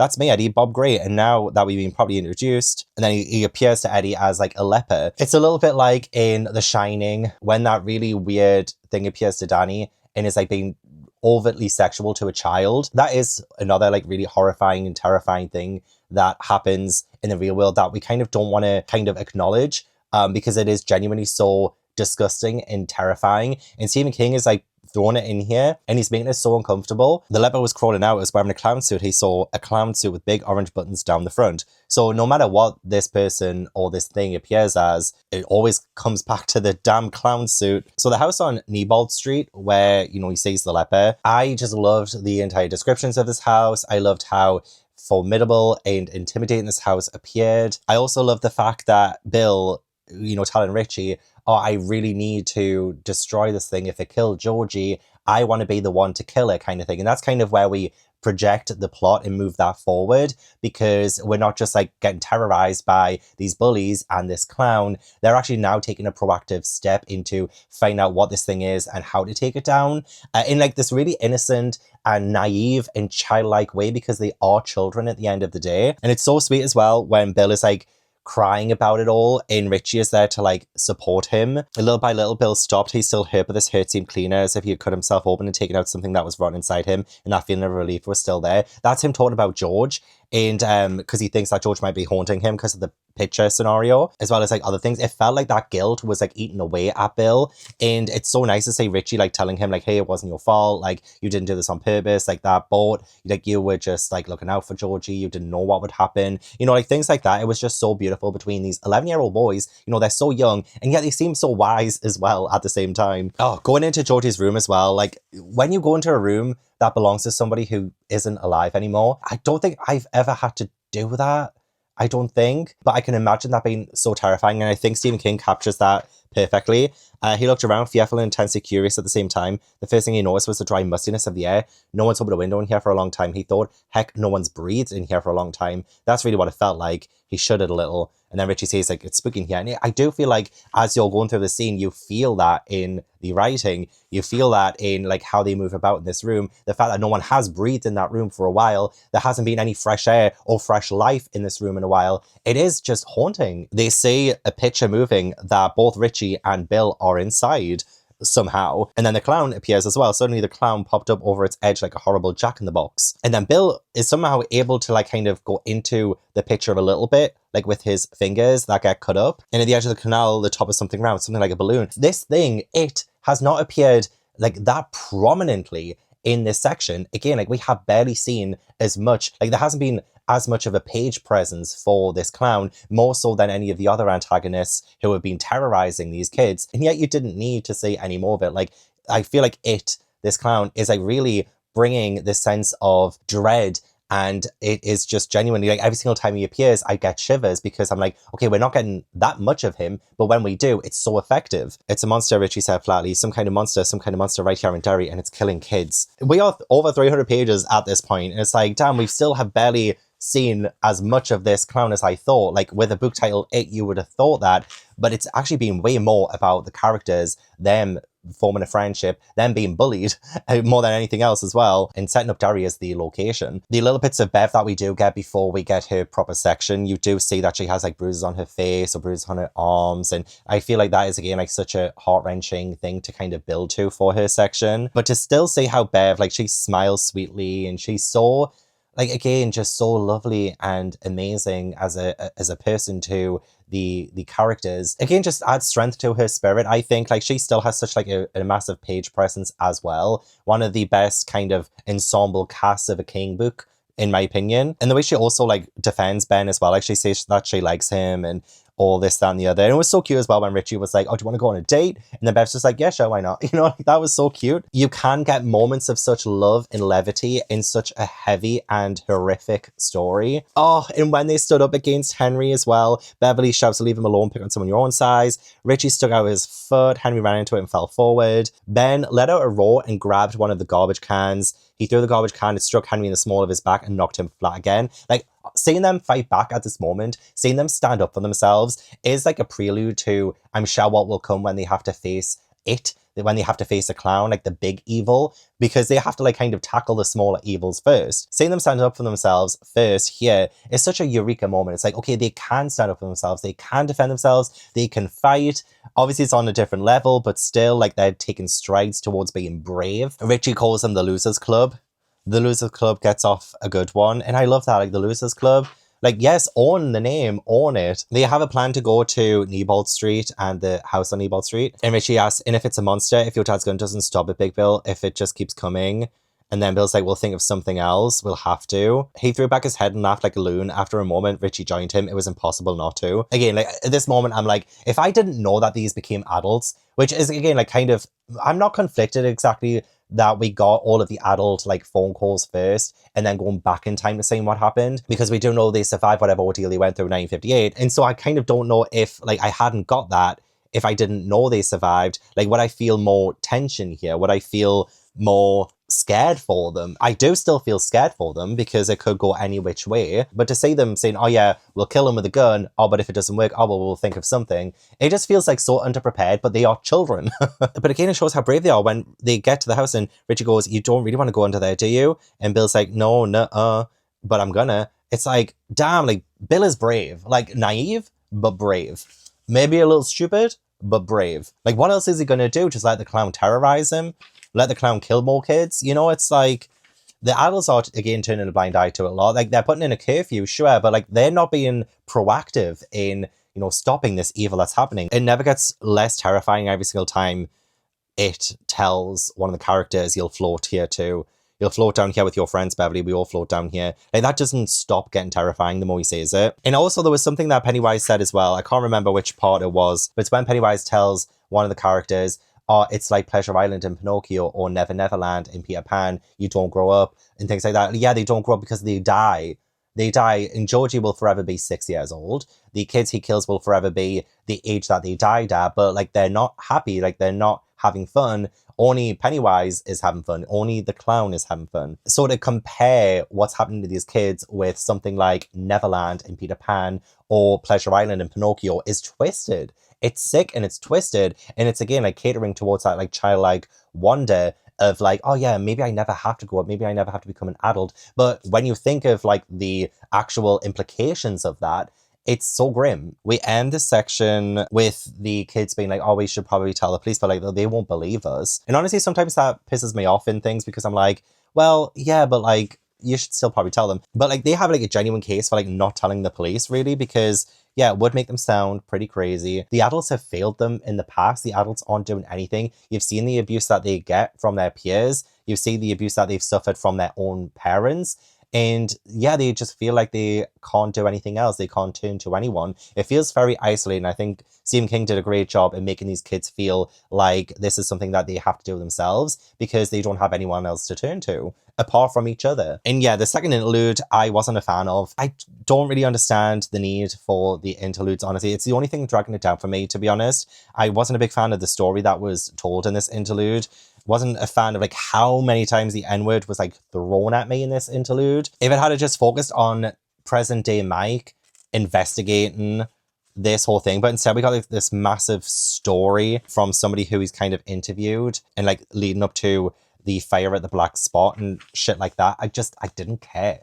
I didn't care and I didn't want to read it. I found it was just like not interesting me in the slightest. It was boring, not caring for the interludes at all. Unless it goes back to being more about Mike bringing his friends back to Derry, more about the murders that are happening at that time. Part 3 is called Grown Up, so I believe the next part is about them reuniting after Mike's called them all and maybe finding out about Stan potentially, because he obviously won't show up. Very excited to see how they react, and also to say like how they as adults will be able to tackle something that terrorized them as children. So other than the interludes, I am loving this. It's feeling like it could be a very high 4-star, potentially a 5-star by the end of it as well. I don't think I've fallen in love with characters as much as like this book, so I feel like it might end up being a super strong high rating because of that. But yeah, despite me being over 400 pages in, still have over 600 pages to go, I'm desperate and dying to read the next part. The length of this is no longer intimidating. Okay, so part 3 was essentially about the Losers Club coming back to Derry and reuniting. They are now back and they are confronting their fears. They're confronting their childhoods that they have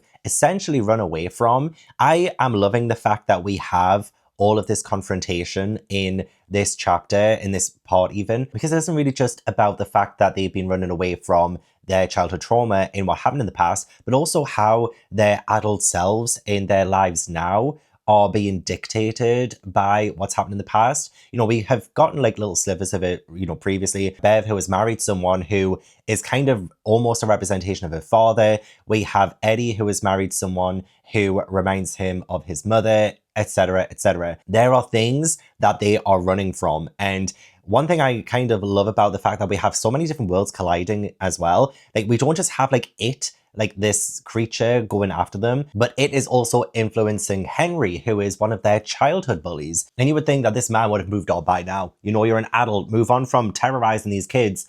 But we've seen actually that Henry himself is extremely troubled, and he has been arrested on like several murders, and a lot of the 1950s murders were blamed on him. And we actually see it as a supernatural presence kind of egging Henry on and facilitating that, you know, that hatred, that festering hatred that needs to be confronted. And so we are adding those levels that the Losers Club are going to be confronting more than just, you know, the childhood boogeyman, but actually they're bullies of the past. And also the traumas of the present too. So Tom as well, Tom is going to Derry to terrorize his wife, you know, and it's just like, I hope Henry dies, I hope Tom dies. I genuinely can't remember what happens to them in the movies. If they're even really in the movie, I genuinely cannot remember.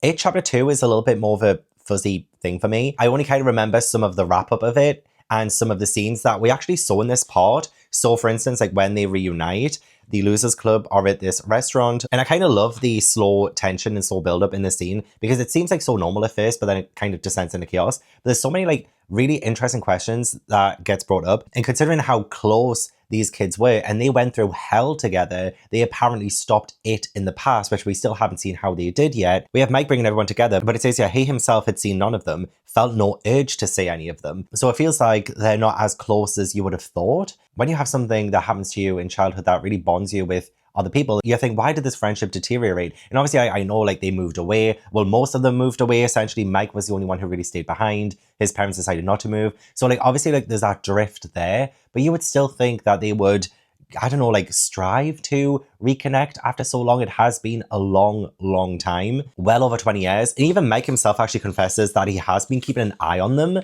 which is a little bit creepy. Like all these years, you've kind of been keeping an eye on them and you kind of know where they are and like how to get in touch with them, and you haven't said a single thing to them prior. It is a bit weird. Yeah, saying Bill slip back into childhood. All of them kind of slip back into childhood. Like when they're all screaming at the fortune cookies as well, their terror and their fear is probably like the first time they've really like felt that visceral terror and fear since they were kids when they last had to confront it. Bill is stuttering again. Richie kind of pisses me off a bit. Like I'm not finding him funny whatsoever. The amount of times he slips into different voices and stuff, I'm just like I was getting fed up with that. I'm like, Richie, beep beep. How interesting as well when Bill first sees Mike. Bill's shock must have shown on his face because Mike said quietly, I know how I look. And the lines on his face said that he was on the darker side of 40 instead of only 38 or so.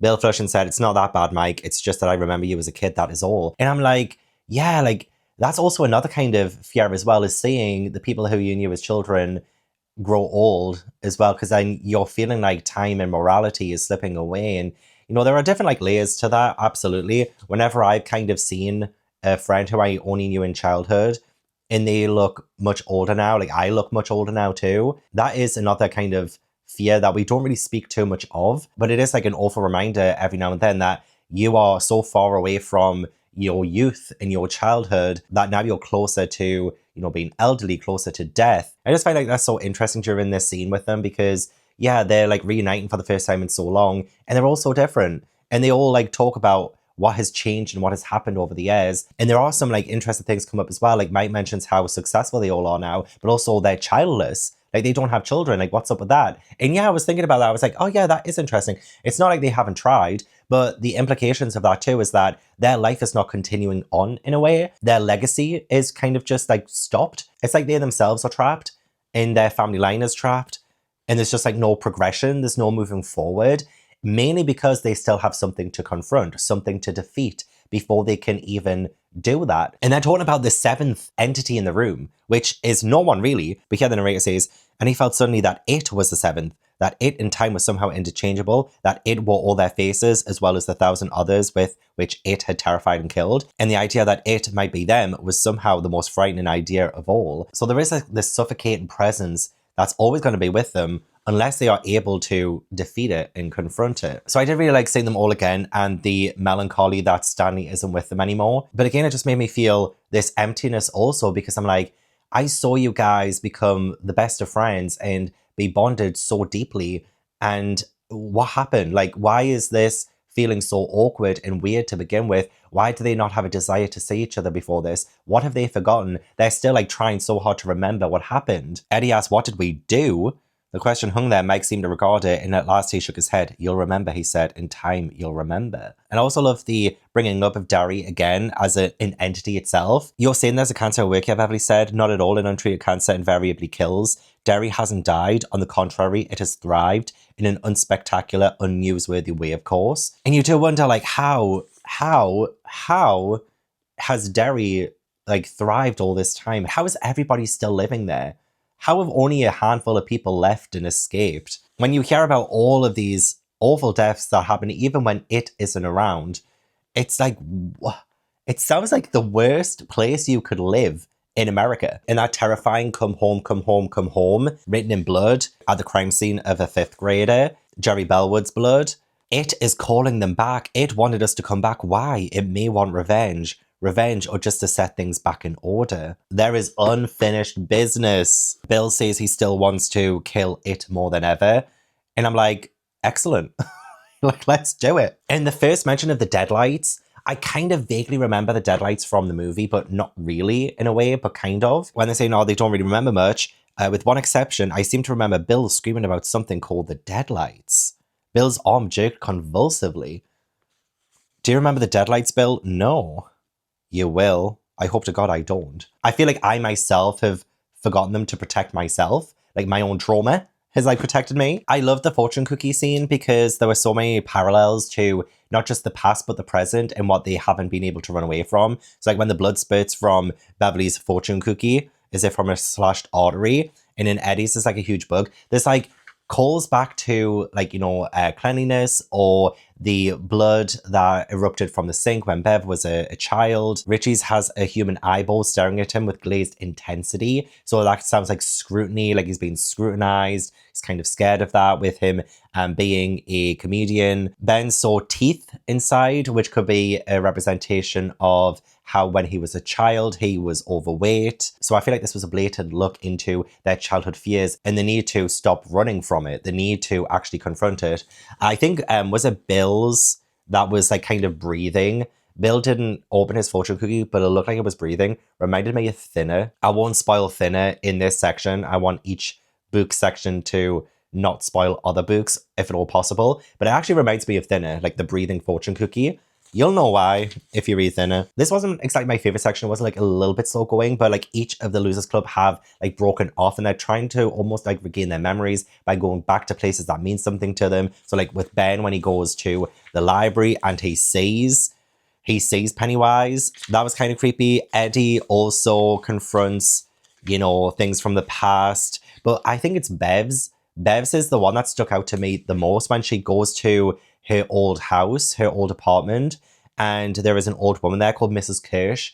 And Mrs. Kirsch, she seems to like change in front of her. Like Bev thought her teeth was white when she first saw her, but then they start turning yellow. And then like her hair is changing. And then yeah, her corneas were now yellow as well, ancient and threaded. Like she's changing before her eyes. Like that's so scary. Like she reminds her of a witch, like the witch from Hansel and Gretel. And it's so terrifying. My father, she pronounced her father, and Beverly saw that her dress had also changed. His name was Robert Gray, better known as Bob Gray, better known as Pennywise the Dancing Clown, although that was not his name either, but he did love his joke, my father. It was not tea in her cup, but shit, liquid shit. That is fucking disgusting.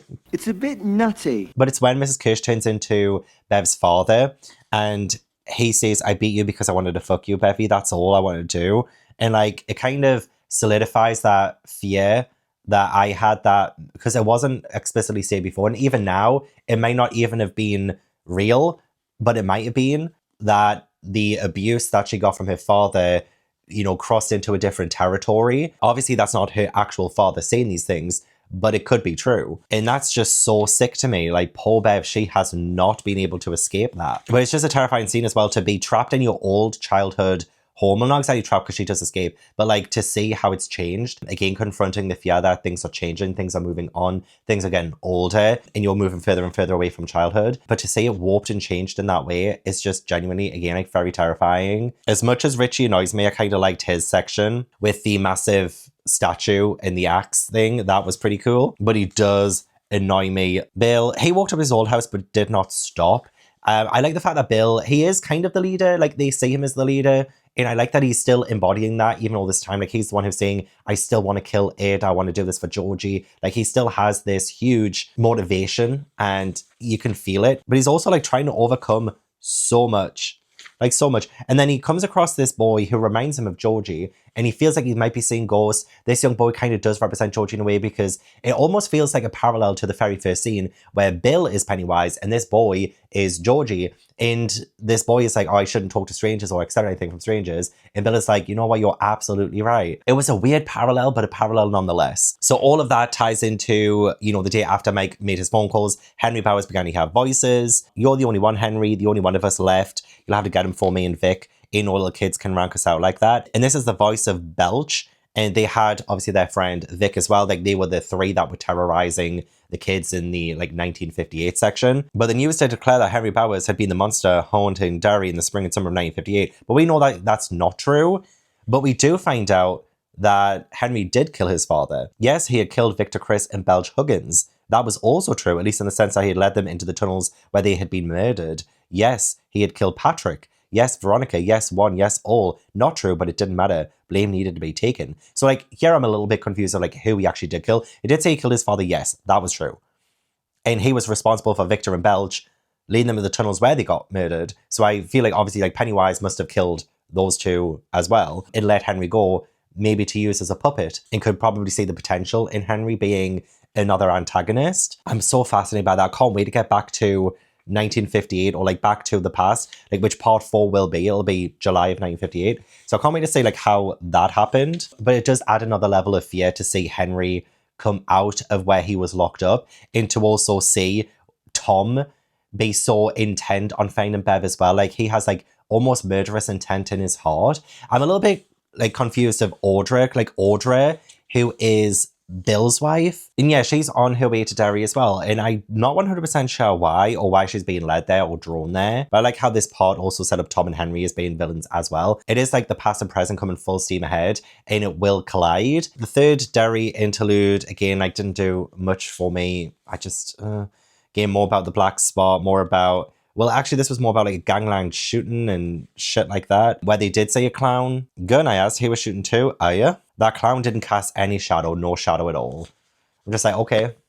That's not the scariest thing we've learned about Pennywise or anything by this point. So, yeah, I feel like the interludes are dragging my rating down a little bit because I just genuinely do not care for them. But everything else, without the interludes, I am genuinely loving so much. I'm loving these characters again, loving the story, loving how the plot is really coming to a head, and how so much of it just feels so metaphorical, and there's a huge undercurrent of fear, of running away from fear and confronting fear, and it's just so wonderful. And this is already feeling like a story where I'm going to have to reread multiple times for me to totally understand and get all of the complexities of it.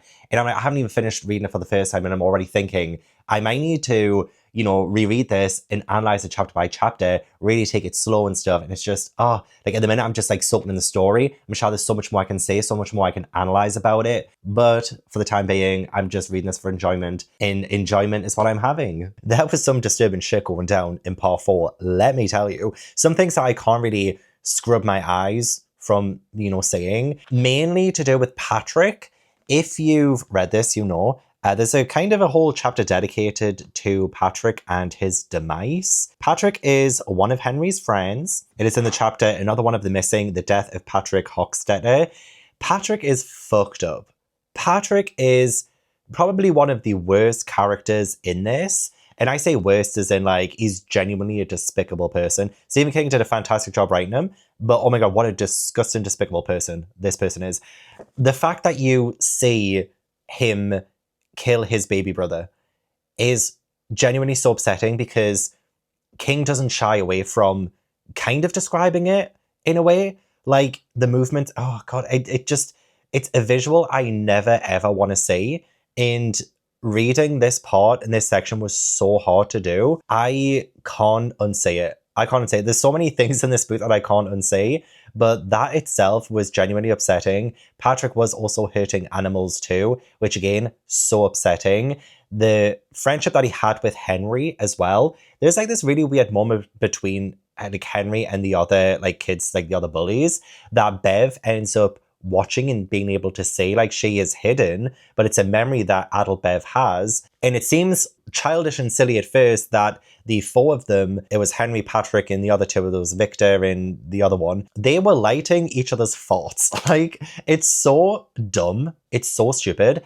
And, you know, Victor and the other one goes away, leaving Patrick and Henry, and they engage in some like sexual activity, homosexual sexual activity. And what's funny is just like how homophobic they are, and yet it shows their hypocrisy that they do something like that. And then Henry does have a bad reaction when Patrick says, hey, do you want a blowjob? That's when things like really take a turn there, and then they kind of turn against one another, and Henry threatens to kill Patrick, and Patrick is just like absolutely crazy. But like that whole like section itself really does highlight, yeah, like the hypocrisy and the double nature of like homophobic people. They seem to be okay with doing certain things if it pleases them, but God forbid if, you know, there's like an actual gay person, they will torture them. Like, it really does show the double standards of like homophobes, and also like the ridiculousness of them as well. Part of me thinks that Pennywise is usually seen as a clown is because he is an indication of like the clown behavior of the racists in Derry, the homophobes of Derry, the fatphobic people in Derry, the misogynists in Derry, like any kind of bad person.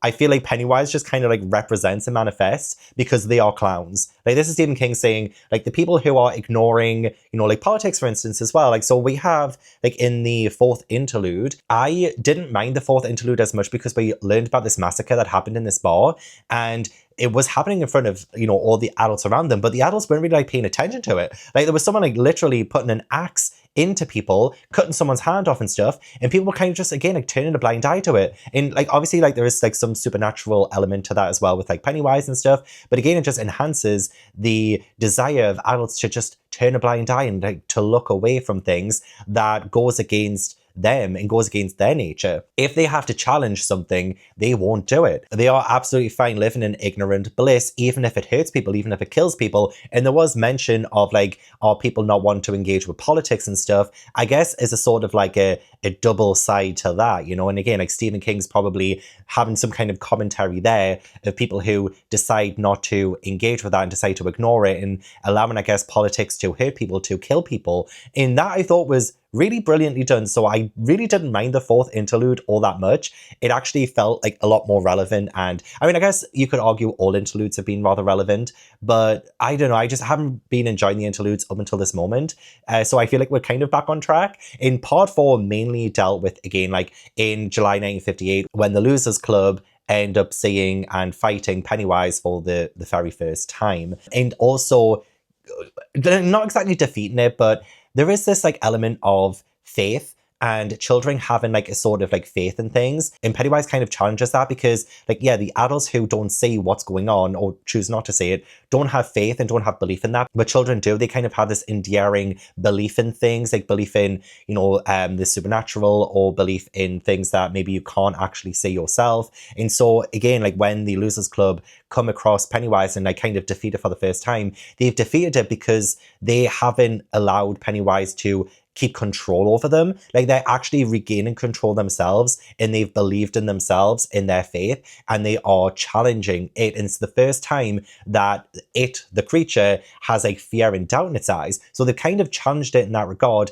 and pushed it back. They haven't defeated it forever, but just saying that win was genuinely so amazing and so satisfying. The entire like scenes in Neibold Street, like in that house, is so like creepy and atmospheric. And even though like you know that they all survived this encounter, there was still like this sense of foreboding with it, because yeah, the writing was just so beautiful in those scenes. When Bev misses, because we're using like the bullseye slingshot, and Bev misses a couple of times and she finally gets it like on the last try, I was still with my heart in my stomach reading that scene and hearing the scene in the audiobook too. It still manages to be tense despite knowing the outcome of this encounter. I know my review's all over the place. This usually happens. Going back to Patrick then and his death, that was a fantastic scene as well.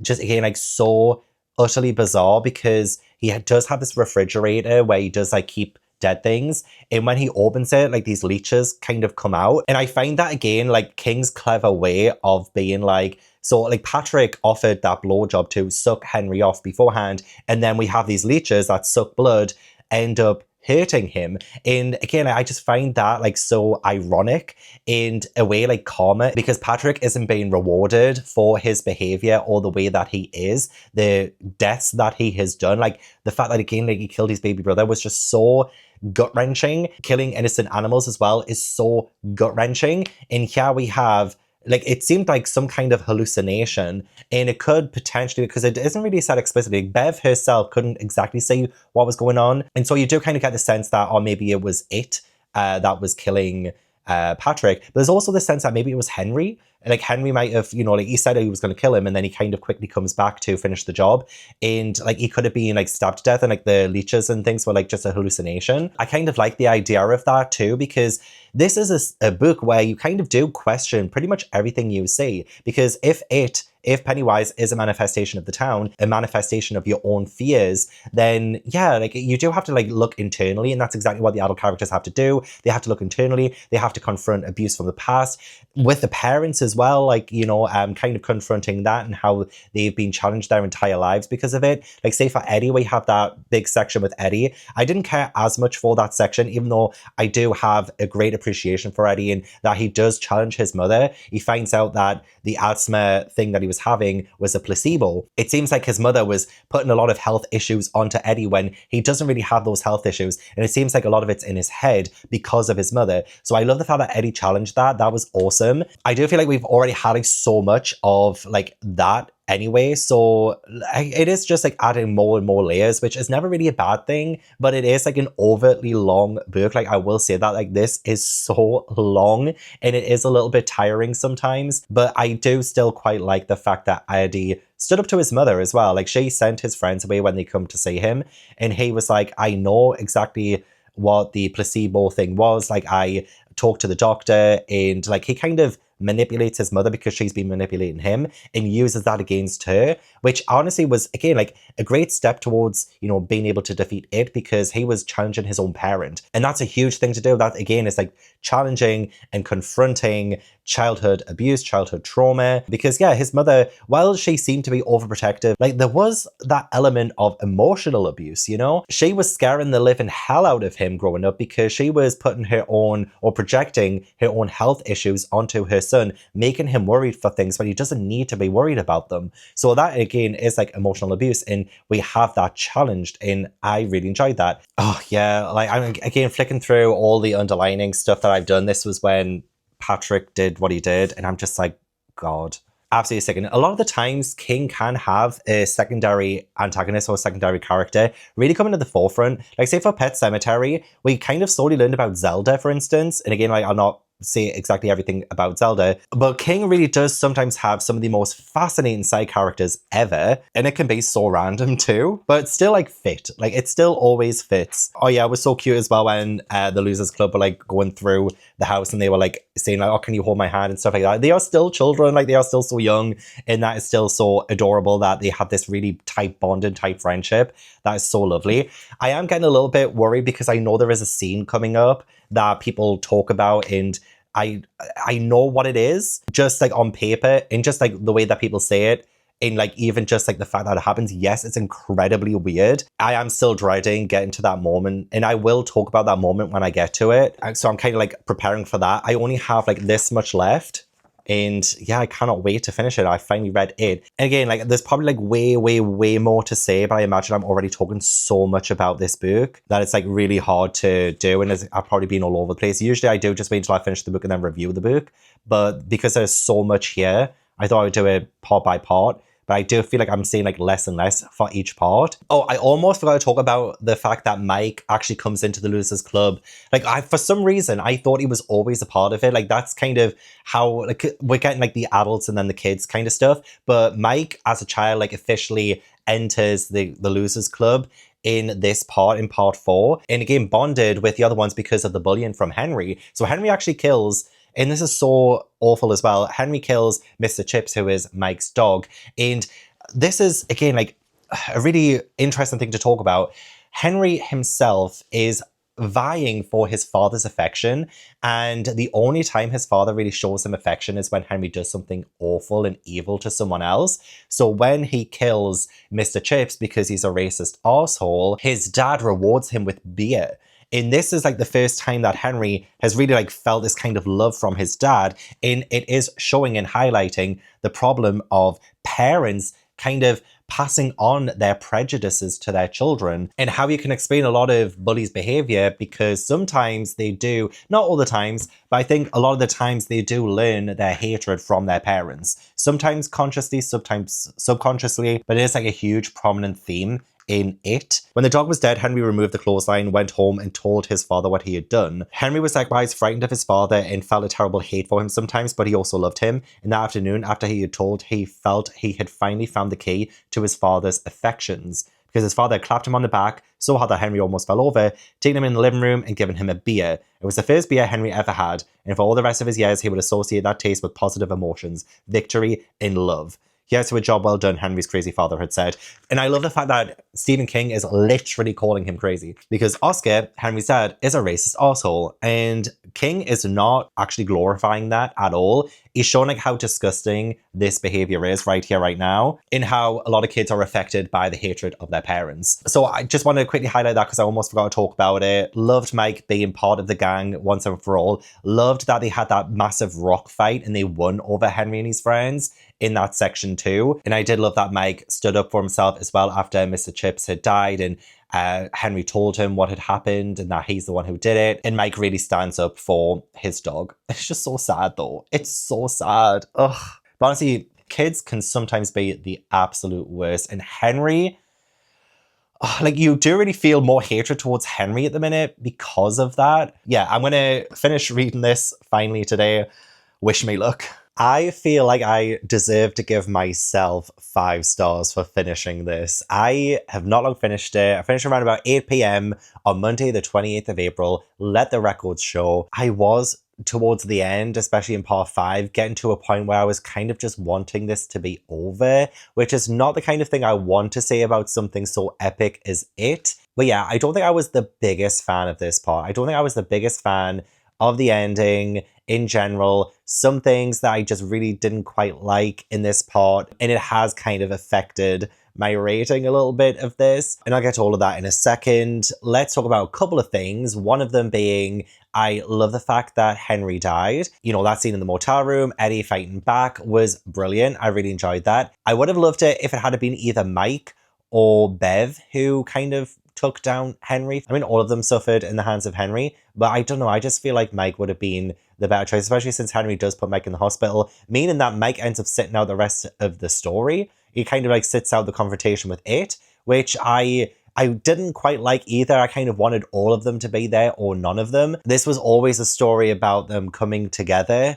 And even though like obviously Stan had died before this point, I still wanted that final confrontation where they finally take down it to include all of them who are still alive. So I don't love the fact that Mike got put into hospital and was kind of like on the sidelines for the rest of the story. The actual fight with it comes across as this massive like spider creature thing, which does remind me of The Lord of the Rings. I have just been rereading The Lord of the Rings for a read along. I need to read Return of the King this week actually, but I just read The Two Towers not too long ago, and so it reminds me of like Shelob and that whole thing. So I do kind of love the sort of reference there. When we started to get into like the turtle and a little bit more of like the cosmos, and it started to feel a bit weird. We started to get into like the whole ritual of chud thing, and I love this. It says there is only chud, and I was like thinking chud is life, but I don't know, I just felt like it was starting to get like a little bit ridiculous, a little bit like the fucking talking turtle. Like what? Like I understand there's probably like a lot of like biblical or like I don't know, like mythological implications with that.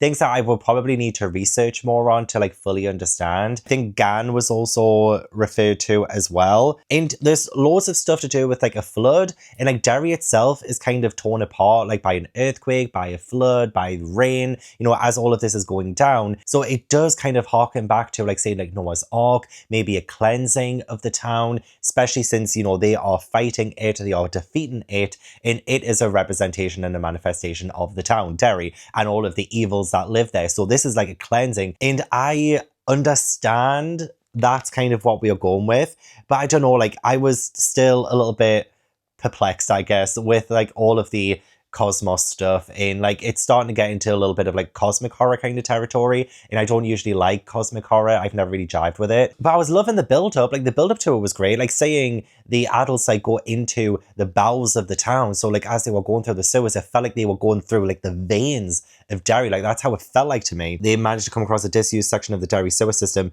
They'd left all the active pipes either far behind or far above. So like to me, it felt like the pipes were like the veins almost, and they are like getting to the bowels of Derry, and it was like the beating heart of Derry, and they had to like kind of stop the heart from beating. And yeah, like that's kind of how it felt, and I kind of like that idea. I love the fact that they were passing like the body of Patrick, they were passing the body of like Victor and all like these other past victims, and it just felt like, you know, a sense of finality. It felt like, oh, we are passing all of them. We even come across Georgie, who is like obviously like a ghost kind of thing. It's like it showing itself as Georgie.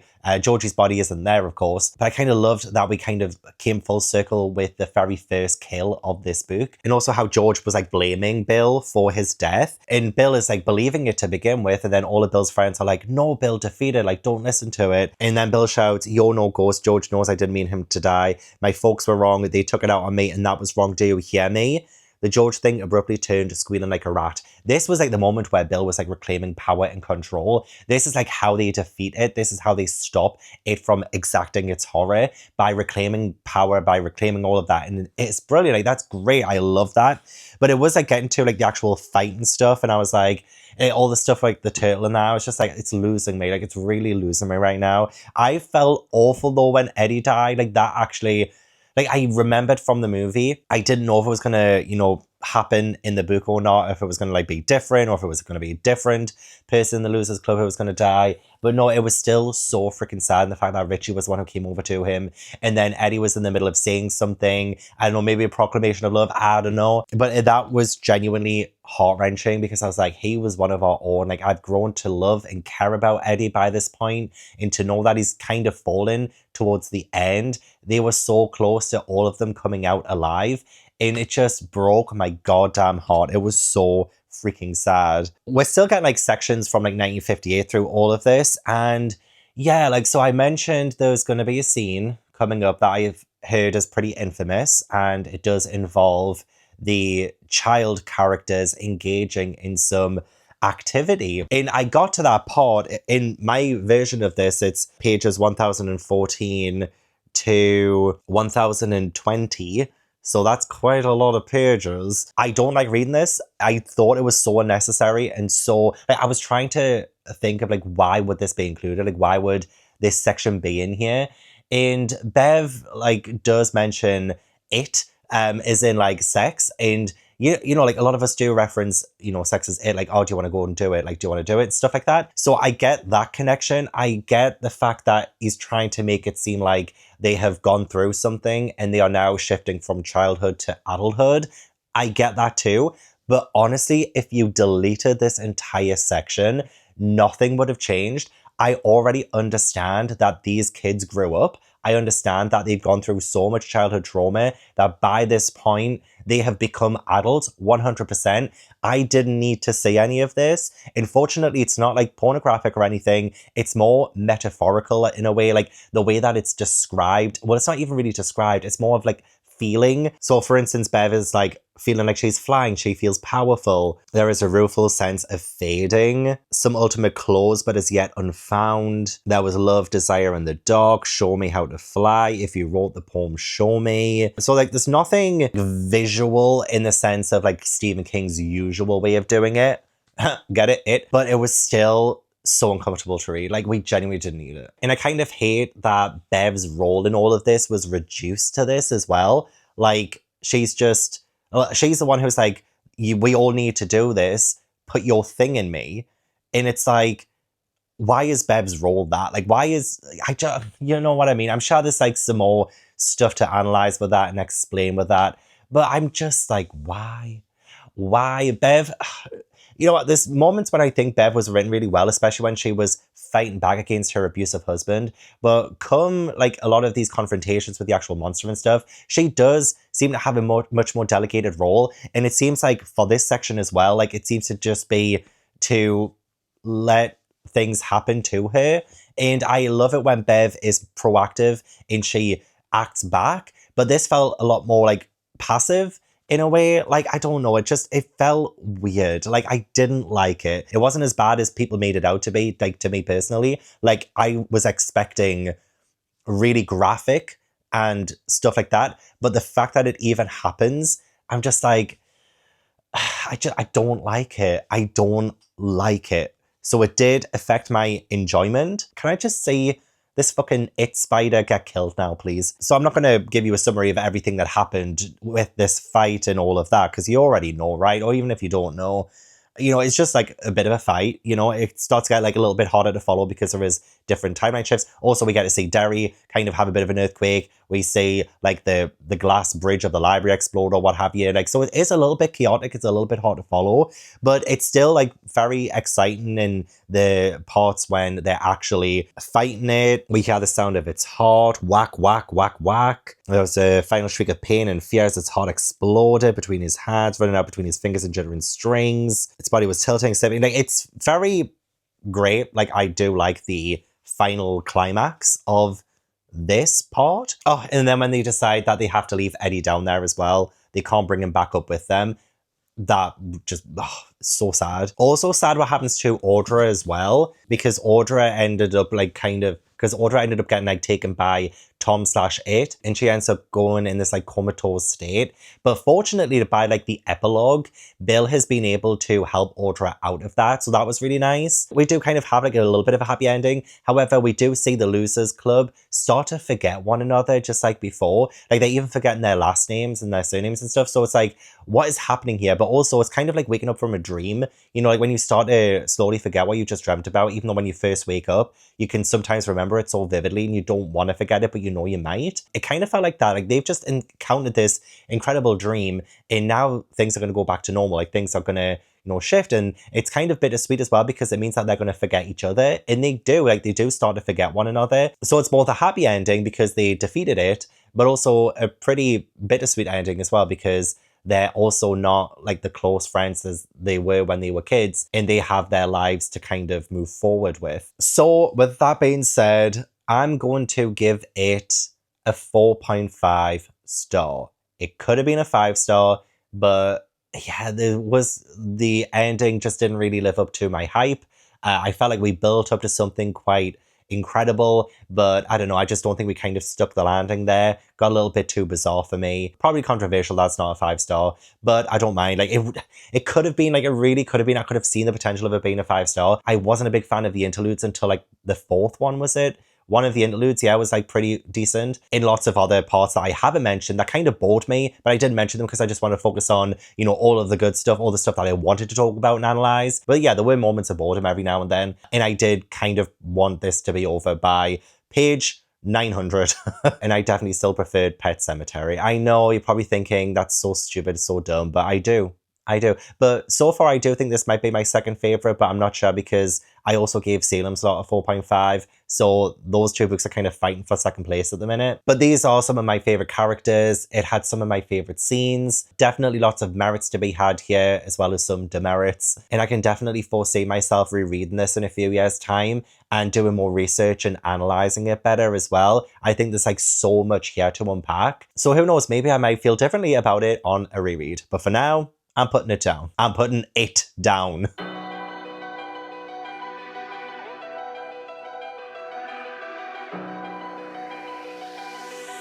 Misery, all alone in the moonlight. I am so thankful that upon a reread, this is still one of my favorites. I freaking love it so much. And it's proof as well that Stephen King doesn't need to write 1,000 pages for a story to be good. This is one of his shortest. It's only 369 pages in the edition I have. And honestly, it's one of his best and I freaking love it. And like I don't dog ear pages, but like when I want to go back to certain moments and scenes and things that I love, like have you seen how many I've got?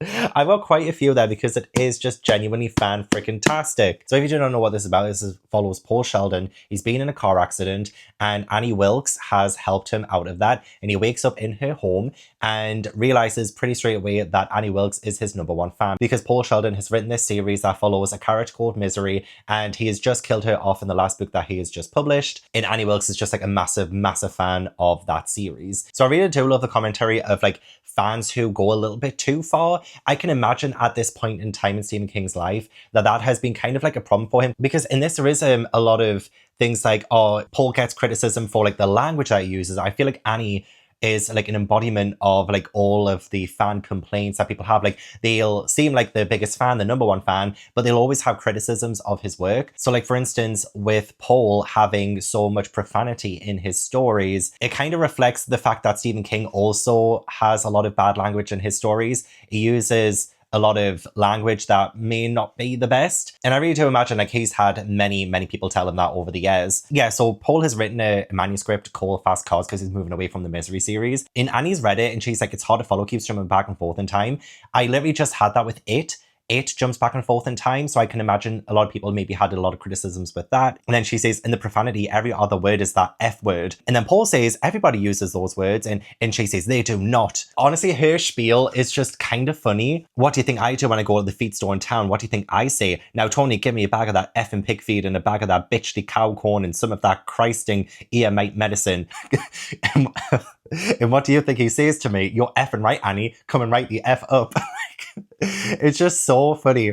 And then do I go down the street to the bank and say to Mrs. Bollinger, here's one big bastard of a check and you better give me 50 effing dollars. Like honestly, like this is probably like, the most I've laughed during a Stephen King book because like, yeah, I guess she has a point, and it's just funny the way that she's just like effing and blinding. And she's like, do you really think people talk like that all the time?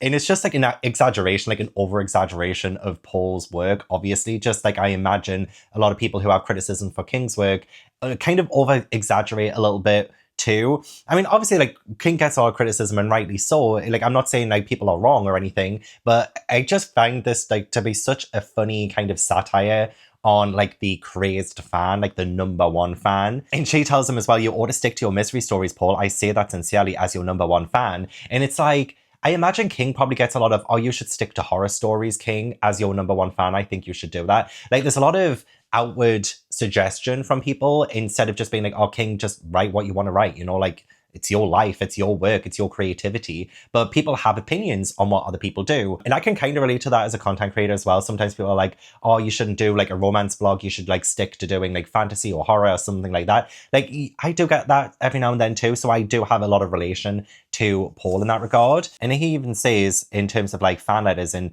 the whole like #1 fan thing, the message was always the same. It wasn't what I expected. It wasn't what I wanted. Please go back to Misery. Yeah, like when I review a Stephen King book, sometimes I'm like, oh, the ending wasn't the best, like I said with It. And like, could I have written it better? No, I don't think I could. But at the same time, like I'm consuming that and like, this is just like my opinion and stuff. But I would never go to Stephen King and be like, oh, like you should, you know, write the ending of It better. You should go and do this. You should stick to horror or whatever. I would never do that. But like the fan demand is crazy. And it really is like highlighted through Annie. Annie is so unhinged.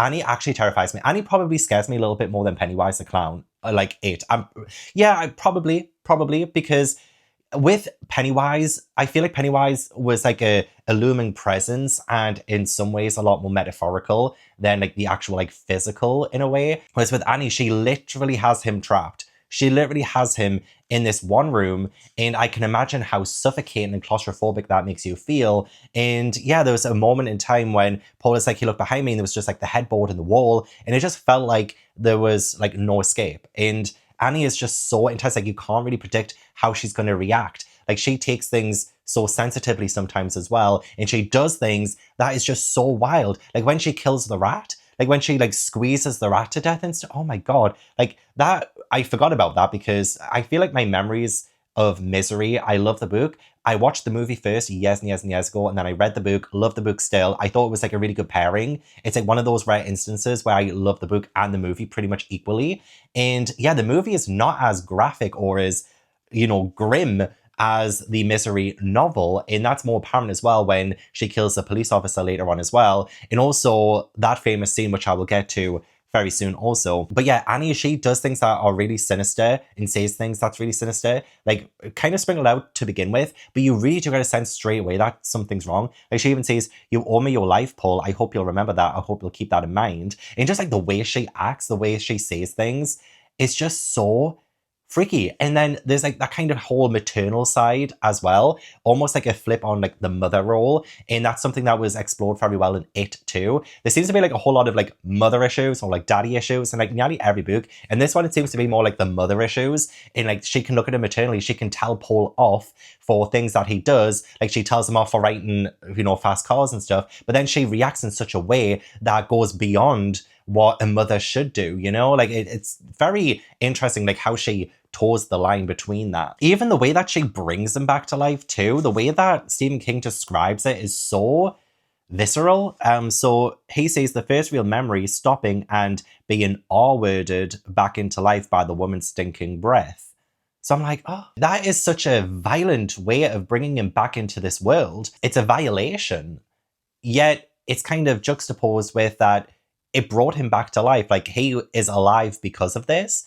And it's just such a vile way of like describing it. It's really hard to like dissect that. I don't quite know what I exactly think of that moment. But yeah, that's just so interesting to me that that's how it was described of her saving him. It wasn't what do you mean? And I do love Annie's language, cockadoodie, you dirty bird. Like she scares me, but she fascinates me. In fact, Paul, I love you. Your mind, she said, your creativity, that's all I meant. I know you're my #1 fan. She lit up. That's it, she cried. That's it, exactly. And you wouldn't mind if I read it in spirit, would you? The spirit of fan love? Fan love can be a little intense. She was crazy, but he needed her. Oh, I'm in so much trouble, he thought. And you really do see that dependence. I don't know what I could have done in Paul's situation, honestly. Like the way that he manages to do it, the way that he manages to survive and kind of is able to outsmart Annie at times, because sometimes it's really hard to outsmart her. She might come across as somebody who might be a little bit dumb, and she even says like, don't underestimate me. And like he tries to escape, like the amount of times that he escapes the bedroom in order to like go into the actual house when she's not there, my heart was in my chest again, because I was like, she can come back at any minute. And she does end up finding out that he has been out all this time. And like to begin with, you think, oh yeah, he's gotten away with it, like she doesn't know that he's done it. But then she talks about the threads that she's been leaving, or like her hair, in the fact that the threads have been broken, and the only way that they could be broken is if Paul had been leaving. And then he finds the Book of the Dead, like Annie's Book of the Dead, in like all of the things that, she's done and the people she's killed. She really is like an angel of death. She was a nurse, and like some of it was so sad and tragic as well. The newspaper said something like some of her victims didn't even live long enough to get a name. And it's just like, oh my gosh, like she was called the Dragon Lady. And there was like that brief moment near the start of the novel where, again, like I haven't organized this at all, but there's somewhere at the start of the novel, she says something like, people don't like her even though they found her innocent, or something like that. So there was like this kind of little thing about her, like this air of mystery about Annie to begin with, but you know that she's a little bit crazy, but like, what do you mean you've been found innocent? Innocent of what? And then, it just, your mind kind of works overdrive. And then, yeah, Paul finds the Book of the Dead, like Annie's Book of the Dead, and it's so big because she's done so much, she's killed so many people. She is a literal serial killer. When you go into the psychology of her mind, she doesn't see it that way at all. So later on when, she kills the police officer in a very brutal way, like she stabs him with a cross, and then she ends up running over him with like a lawnmower, which definitely does not happen in the movie. And when Paul says like how young he was as well, like that's so tragic. But like Annie doesn't blame herself for that. She's like, Paul, you did this. You killed him. If you had just shut your mouth, your cockadoodie mouth, then he wouldn't have died. And it's just like the way that she rationalizes things is so terrifying to be in her head. It really is. Because Paul can really do nothing. He can't do anything without like kind of setting her off. So he really just have to like tiptoe around her and try to appease her. This is Annie's Book of the Dead. This book, dear God, this book was so big. Annie had killed them because they were rats in a trap. So with that added context, again, just makes it that much more sinister. Like, even though this is predominantly set in one space, and the same kind of thing happens later on in Gerald's Game, which is another book that I've read, and it has a film adaptation that I love. King has a way of making this so intense and intriguing all the way through. Yeah, like the amount of times that he escapes the room, tense every single time when she locks him in the basement, you know, while she's away so that nobody sees him. That was really tense and scary as well. The fact that he has to like pee in his own hands and like kind of recycle it by drinking it as well. It just, oh my God, like he goes through hell. I would not have lasted this long. And when he's almost caught that very first time and he has the drugs in his hands and Annie looks at him and she's like, what's in your hands, Paul? Like, why are your hands like that, Paul? And he's like, well, can't you see? I need to urinate. And he does. These things just would not have come to me. If I was in a situation, I would have folded. I would have probably folded by now. In fact, I probably wouldn't have even left that room. Like the fact that he manages to get out with the bobby pin and stuff was very smart. And I think he's great as a character because he's just so formidable and strong. And like towards the end as well, when like the police start coming to her house and Paul did try and get help from one of them to begin with, that resulted in that police officer's death. So Paul is like, Annie, I'm going to kill you. So when the police officer, like there are police officers that come in and he probably could have shouted, he probably could have saved himself in that moment, but he has got his heart set on killing Annie himself. If he had gotten help from the police officers, maybe one or two of them would have gotten hurt because Annie would have like anticipated that. But if those police officers go, then Annie is his. And by this point, it feels not exactly erotic. It's not erotic in any way, shape or form, but there's like this kind of tension between Annie and Paul that nothing else will be able to stop Annie. It has to be Paul. Paul is the one who has to bring her down. And if he had have gotten the help of the police officer at that time, then they would have taken Annie away. Paul never would have gotten that conclusion. He never would have got that ending. And with him being a writer himself, he knows the importance of endings and the importance of having a conclusion there. I've got Tobu lying down there. Hello, Tobu. Do you not want to come up and say hello to the camera?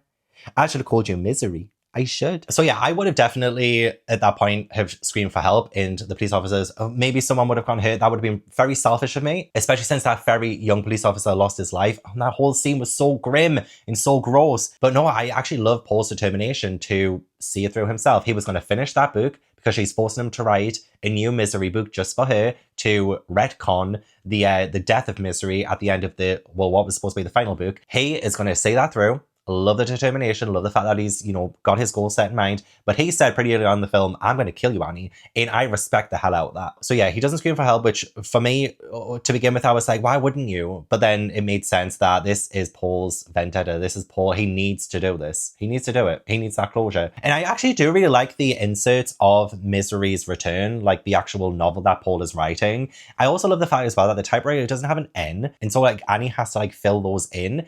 Well, to begin with, and then she, gets upset with Paul and she's like, you can fill in your own effing ends. I actually do kind of like those excerpts. Like, it's not like the best just story I've ever read in terms of like the excerpts of that, but like, I actually found it so fascinating. It really added to the believability that this could actually happen. Because whenever I read a Stephen King book, the reason why I do the audiobook and the physical book at the same time is so I can completely immerse myself in his story. And it really does help. And the audiobook was great as well, by the way. It really does help to envision it more when there's like that kind of mixed media format, which Stephen King does love, but it just makes it that much more believable that this was like a real story, that this really happened. So I didn't mind the insert, even though the story itself wasn't like the best. It was still really cool to have and to see like the ends getting filled in and like a different font and stuff. Oh, also we have a mention of she really was Constant Reader, but Constant Reader did not mean Constant Sap. So like she has read pretty much everything that he's written, and I know especially on the subreddit for Stephen King, I think Stephen King fans are referred to as constant readers or something like that. And the checklist that I have to mark down the Stephen King books that I'm reading is also referred to as a constant reader checklist. So I wonder if it came from this. I do think this is the first time it's been mentioned in a Stephen King book, but I could be wrong. So let me know down below if you know what a constant reader means and all of that, because I think maybe it originated from here potentially. Oh, I found it. When it says about Annie Wilkes and the things she's done in the past, it's after she hits his knee. Like she just has like this fit of rage and just hits his knee. And she says, no one stops here because they all know Annie Wilkes is crazy. They all know what she did, even if they did find me innocent. So that was when I was like, oh, she has a shady past. And again, this is a reread, but whenever I do reread a book, sometimes it feels like the first time because I get so sucked into it again. It's so easy to get sucked into this book, genuinely. I really do wish that most Stephen King books were this size. I really don't need 1,000 pages. And I've got the Tommyknockers next. Oh, when she says things like when Paul is like writing and he says, shall I go on? He asks, and she says, I'll kill you if you don't.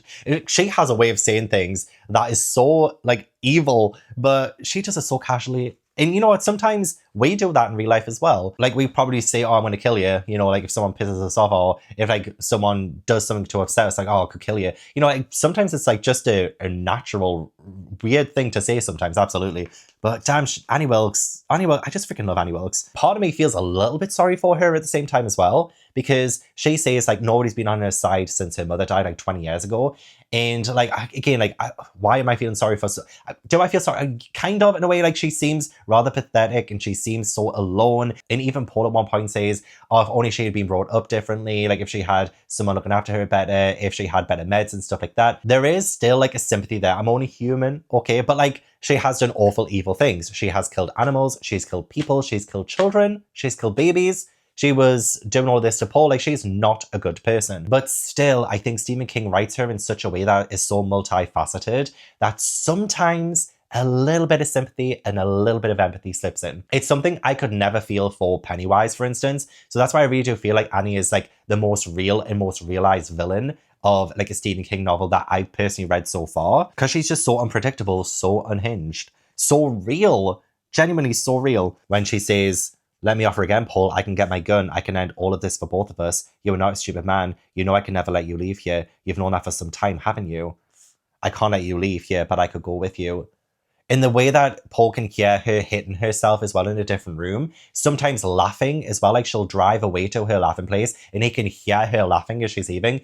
Like, what do you mean? If she's somebody who doesn't mind hurting herself, imagine what she can do to him, you know? That's kind of the impression that I get from that. He must not forget how careful he must be. It would not do to forget the simple fact that he was risking his life every time he left his room. Like, when you think of a house, and if you think of Annie as like a maternal figure, like, it just completely shifts on its head what it should be, like how it should look. And, you know, he's trapped in a bedroom. Like, if Paul was exhibiting the, you know, characteristics of a child and Annie was his mother and she was looking after him, it totally flips on its head, because you think, oh, your bedroom and your house is your safe place, but it's really not. Like, he risks his life every time he leaves his bedroom. Oh, when he first wakes up after like the time he finds her Book of the Dead, he ends up waking up, Annie is back and he can't really move that much.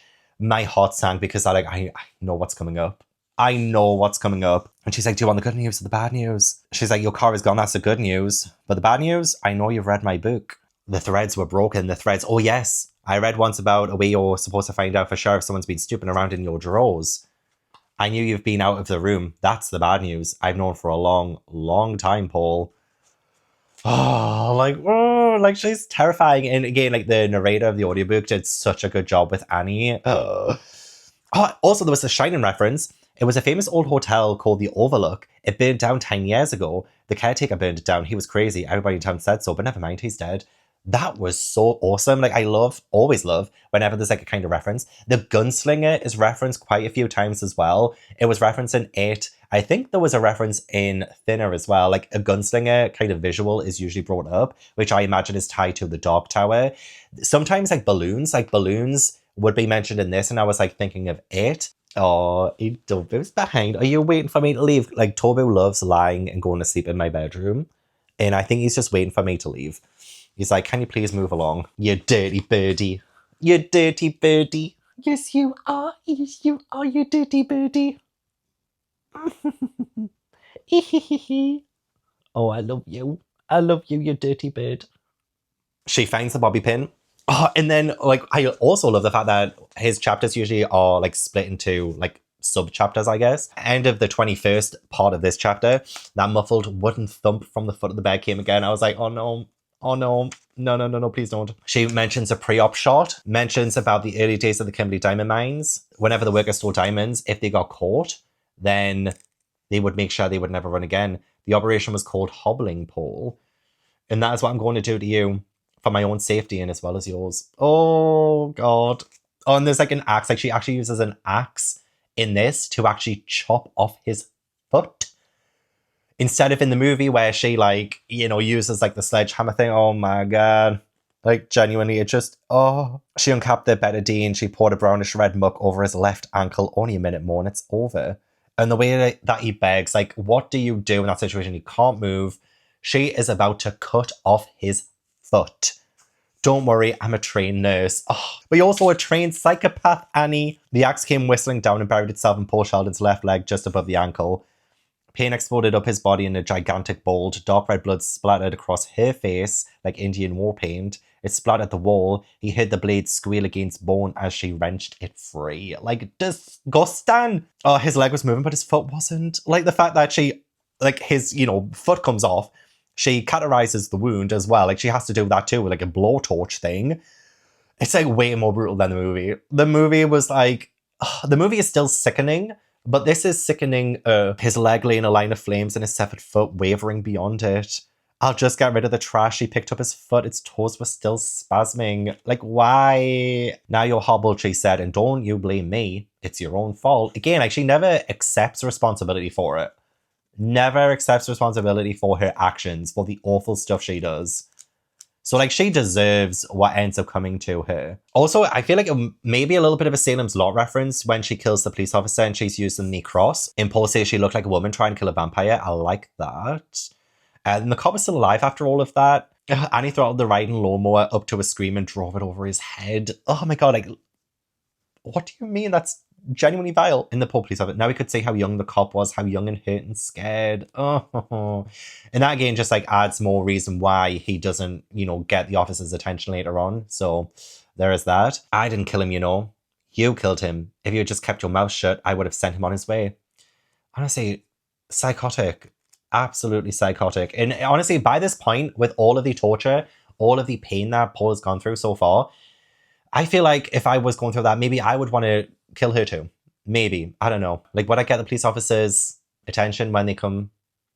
I don't know. But yeah, I love that we're building to a conclusion, not just to the story, but also to Misery's return. And Annie is so excited for the conclusion of it. And Paul's like, yeah, it's going to be very hot stuff. And he's stolen the lighter fluid. And we kind of know that he's going to do something. Oh my gosh. I also nearly forgot this too. When Annie closed her own face, this is what they want, she said, and raised one hooked hand to her forehead. She pulled down suddenly, sharply, opening 4 bloody furrows. Blood ran into her eyebrows, down her cheeks, along either side of her nose. Annie, stop it. And this, she slapped herself across the left cheek with her left hand, hard enough to leave an imprint. And this, the right cheek, even harder, hard enough to make droplets of blood fly from the fingernail gouges. Ugh. Oh my gosh. Like, again, like, she is not scared to hurt herself, and she will do much worse to someone else. And she has. Like, is there anything worse after that hobbling scene? Like, genuinely. Like, she even actually takes off his thumb, too. Yeah, she cut off his thumb with an electric knife. Again, like, she's just, like, dismembering him. I think I'm going to kill you, Annie, he thought, and smiled warmly at her.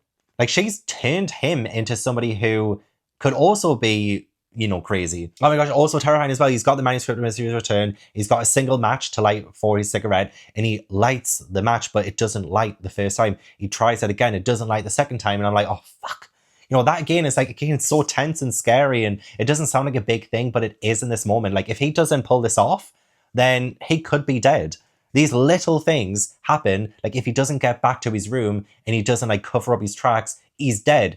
If he doesn't get this lighter to work, he's dead. But I freaking love that she comes in and, like, she's so excited to read Misery's Return, like, the end of it.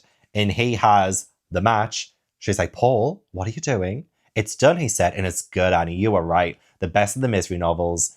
Now I'm going to do a little trick with it. It's a good trick. I learned it from you. So harkening back to when she made him burn the manuscript for Fast Cars, she's like, Paul, no, please don't. Too bad you'll never read it. It was great, Annie. I just love that he's rubbing it in. Like, she deserves it. Like, absolutely. Not Misery, not her. No. Like, she genuinely is way more concerned about the fact that she's not going to read the end of Misery's Return than her own kind of life at that moment. The fight between them is quite excruciating, especially when he stuffs the paper, white bond, and black charred onion skin into that gape and screaming mouth. So, like, the book's on fire and he's stuffing it in her mouth. Like, he's physically killing her with the book that she made him write. He is killing his #1 fan with the stories that she has loved and has done all of this for. It is weird what Paul says. So he says, I'm going to R-word you. All right, Annie, I'm going to R-word you because all I can do is the worst I can do. So suck my book, suck on it until you fucking choke. Like, weird, again, choice of words. But again, like, that harkens back to the fact that she R-worded him into life kind of thing. So there's like a full circle moment there. It kind of took me aback a little bit, but I feel like I may kind of know what Stephen King's trying to do by using that visual. Like, it's not actually R-wording Annie or anything, but, like, just the visual of that is just so, again, like, violent.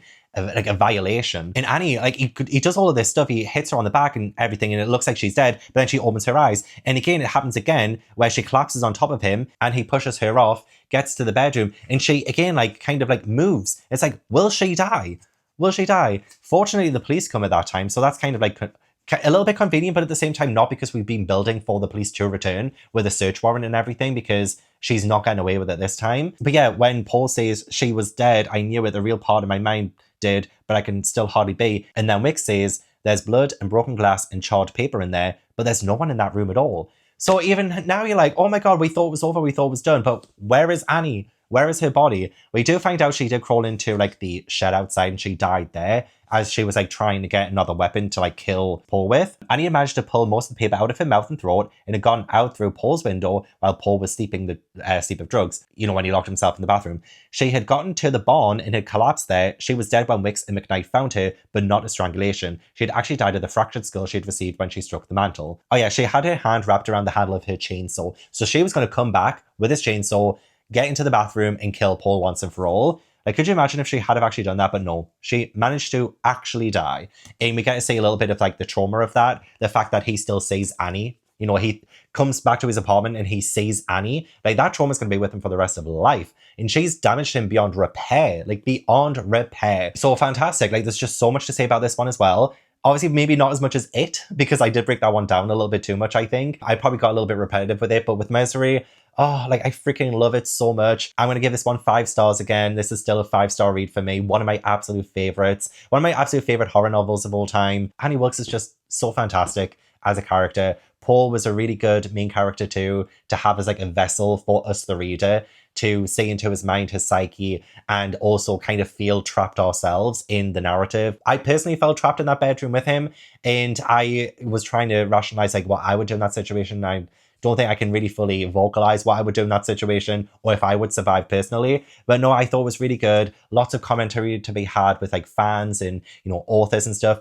It's really funny as well because I've noticed that the 3 books I've read so far for this episode have all involved authors. Oh, wait, actually, was there an author in Thinner?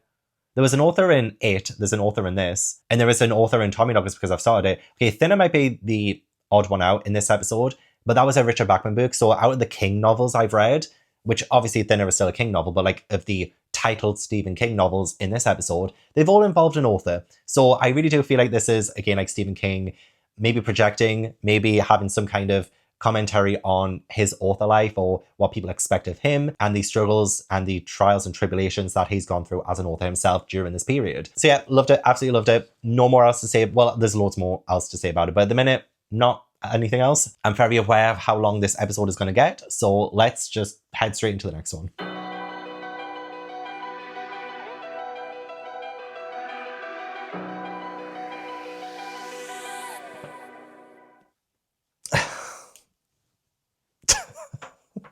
I was going to split this review into 3 parts and do book 1, review, book 2, review, book 3, review. Did that with It.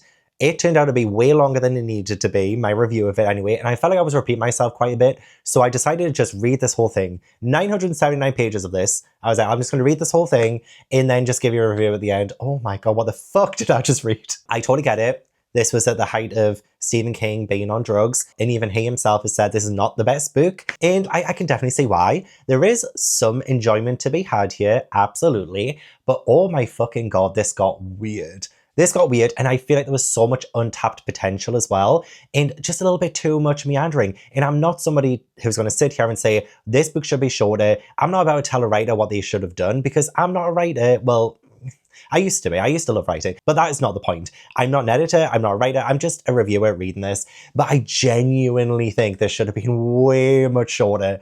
There should have been so much cut out of this because, oh my god, did it waffle. And it started out so good. Like, I was really enjoying the setup of the story. We meet Bobby and her dog Peter, and they randomly come across this like thing in the woods in Haven, and oh my gosh, I was like, Haven, are you kidding me? I used to love that TV show. So I think back in the early 2010s, it aired on Sci-Fi. There was a show called Haven, although I think that was more loosely inspired by the Colorado Kid. And I think I watched like the first 3 seasons, was absolutely obsessed, and then I dropped off, and I can barely remember the show anymore. But when Haven was mentioned, I was like, oh, that's so cool. And there's so many references to other things as well in this. There's a reference to Firestarter at the end. There's a reference, I think, to Cujo. There was like a little bit of like a rabid dog kind of moment in this. There was definitely a lot of references to It, and it got so overbearing. Oh, also a reference to Jack Nicholson in The Shining. So I was like, hang on, does Stephen King exist in this universe? Like, what's going on? So that was mentioned. But yeah, the It references, Derry is nearby, so it kind of makes sense that there will be a lot of like It references because of that. But there was an actual moment when someone called Tommy has this kind of like weird vision of a clown in a storm drain with the balloon, and obviously that is referencing Pennywise and It. So it just felt like it was getting a little bit too much forceful by the end, way too many references. And also I was like, Stephen King, this is a little bit too much autofellatio, if you know what I mean. I think there was just way too much there. And anyway, yeah, so it started off really well. I love the idea that we were finding like this kind of spaceship buried in the ground, and whenever Bobby would touch it, she would like bleed, and there was like a vibration, and even Peter, her dog, was like really scared of it and would growl at it, and it just seemed like such a good setup because, you know, I've never read a really good alien story that's really terrified me, but at the same time, again, like this is why I think this is a bit of a missed opportunity. There was a great premise here in the fact that this town is essentially getting taken over by the Tommyknockers, but it's more like a mental thing that it takes over their mind almost, and their bodies, like the bodies change, they have teeth falling out. It almost seems like radiation poisoning in a way. There was a big spiel about Chernobyl and stuff like that, so I was like, oh, this is really interesting, but we don't really see like Tommyknockers as like an alien species really. When they finally get into the hatch, 800 pages in, by the way, when they finally get into the hatch, they see all of these like dead Tommyknockers, like these creature things with like translucent skin. And it seems like they've kind of killed themselves in a way, and they've been stuck under there for so long. And like that was really creepy and that was really weird. But that's essentially what's happening to this town. They're turning into Tommyknockers. Like their IQ is a little bit different now. Some of them start to seem like a little bit like younger, or like some of their ailments have cleared. Like for instance, Peter the dog, his cataract seems to be getting eaten away by a green light. And also the fact that his fur is not as like salt and pepper as it used to be. So it does have this impression that it could be a good thing, but ultimately it leads to the downfall of Haven, downfall of characters. They lose their teeth and stuff, which was like a really gnarly visual, but like it wasn't really, you know, thrust to us enough because there was just way too much padding. We move from Bobby and even Jim Gardner, like her friend, he comes, and I'm just going to refer to him as God because that's like the name that they use mostly. Yeah, we move from them. So like God comes to Haven because he has this kind of like almost like a shining kind of moment, or like the shine, where he just knows that Bobby's in trouble, so he needs to get to Haven and help her. So like that was really cool and interesting. It wasn't really a future that was explored very much after that, but yeah, I thought that was cool. But yeah, we move from them and we find out that Peter had died as well. Like Bobby just randomly mentions, oh, Peter died, but then God is looking at her like, I don't fully believe like you're telling me the whole story. Like, why aren't you like telling me everything? So like there's something weird happening there too. And I was rooting for Bobby and God at this point as well, because I was like, oh, they kind of had like such a deep connection. Like I love it when we focus on character a lot of the times in Stephen King, and there was like a connection there, and I do like that connection still as the book progresses, but we mostly move away from that in book 2, where we focus a lot on really random and different people in Haven, and this is when it starts to like really lose me. So what Stephen King does really well in a lot of his books is that he makes a town feel real and believable, and you know what, he does for the most part in Haven too. Like he does do a good job at that, but we are suffocated with the amount of different characters who come into it that you feel nothing for really. You know, in The Stand, like I'm not going to go into spoilers or anything, but in The Stand, there is a section of like, oh no, great loss. It felt kind of like that chapter, which was epic and amazing, but like expanded into like 400 pages, and it just made the impact less because we were getting introduced to these people. They were pretty much dying by the end of their sections as well, or something strange would happen. Sometimes I liked it, like say Hilly, when he gets his brother David to be part of his magic show, and then David just disappears and we don't know what happened to him. That was good. That was intriguing. There was also a character with dolls, and she was like stabbing the dolls and it was like a green light coming out of them. That was pretty intriguing. But there was never really any progress with any of those characters. It would just be like these random ass people thrown into it. But like even then the story was again like dulled down by so much padding. I don't mind a Stephen King rant. I really don't. Like, I loved it, and I loved The Stand for the most part, and like things like that. Like there was so much in Stephen King's works in the past that I really do gel with, and so I don't mind when he gets a little bit too wordy and stuff, but it just felt like so much of this was just so unnecessary and not needed, and it was distracting from what I was finding so interesting in this. I want to see the people of Haven like turn, and I want to see like the strange mutations and the teeth falling out and like how different they are, and I wanted to focus on those concepts, but it just kept getting bogged down by way too many words that just had no relevancy to that. So I was starting to get like really, really, really bored in book 2. Oh god, like, yeah, the disappearing little brother act, and Hilly says like, come here, David, and David's like, Hilly, I'm scared, what if I don't come back? And the tears overspilled and ran down his face. My heart was genuinely reaching out for this boy. I was like, okay, this is a character I really feel for. Like, out of 979 pages, this is like one of the few characters I feel something for. Hilly, please, please, I'm scared. And then he does go. What I like is like the very last couple of pages when David comes back. Like, that was such a beautiful, happy ending. But the ending itself, like book three just went off the wall. And genuinely, like, part of me was kind of not bothered by that. Part of me was like, okay, like, we're getting interesting again. We're getting entertaining. It's strange, but I kind of like it. But like the ending itself, where you see God just get like catapulted into space. And lying on the transparent floor of the control room, already better than 70,000 miles out in space, Jim Gardner lay in a widening pool of his own blood and smiled. Like, what in the Katy Perry?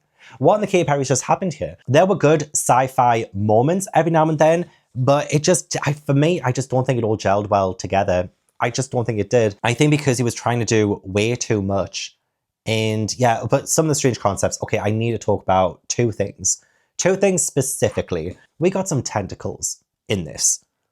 So we meet Anne, who is, well, again, like, we keep getting introduced to new characters as the book goes on, but like, we meet Anne in like the last part, and Anne is Bobby's sister, and she wants to get in touch with Bobby because their dad has just died.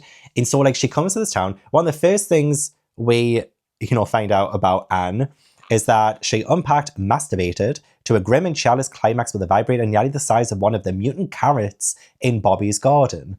Like, what in the world am I reading? We've just met this woman. We just met, and now I'm finding out she's just like got this massive dildo the size of a mutant carrot, and she's like doing a little bit of this. Like, please, I don't need to know that about her just yet. Warm me up to her character first. It just like, that threw me through a little bit. I was like, okay, that's a bit random, but like, I kind of expect that from Stephen King. However, and like, I both love and hate this at the same time. It's so strange to even talk about, but when Anne finally comes face to face with Bobby and we see how different Bobby is now, the shower had washed off the makeup, Bobby's entire head and neck were transparent and jelly-like. Like, that is vile, that's disgusting. Like, that's epic as well, because I was like, okay, like, this actual spaceship thing that they found and like the gas that's coming out and like affecting all of Haven, all the people in Haven, like, this is making her like jelly-like and transparent. Like, that is so terrifying and gross, and like, we're going into like body horror territory. Her breasts had swelled bulbously outward and seemed to be merged into one single nippleless outcropping of flesh. Weird, okay. Anne could see dim organs in Bobby's stomach that looked nothing at all like human organs. There was a fluid circulating in there, but it looked green. So like, I was eating that up because I was like, ooh, we've got some like proper alien invasion kind of body snatcher, body horror thing going on here, and I was loving it. Welcome to Haven, Anne. And then, at Bobby's crotch, a grotesque thatch of tentacles like seagrass wavered from her vagina. The place where her vagina had been, anyway. Anne had no idea if it was still there or not, and didn't care. The sunken valley which had replaced her crotch was enough. That, and the way the tentacles seemed to be pointing toward her, reaching for her. Naked, Bobby began walking toward her. Bobby, she managed this one final terrified whisper, and then she felt the tentacles moving lightly on her body. She jerked, tried to move away, and they slithered around her wrists. And it's kind of bye-bye, Anne. So what I like, it's again, like, so weird, so bizarre. Never thought I would read something like that, like, ever.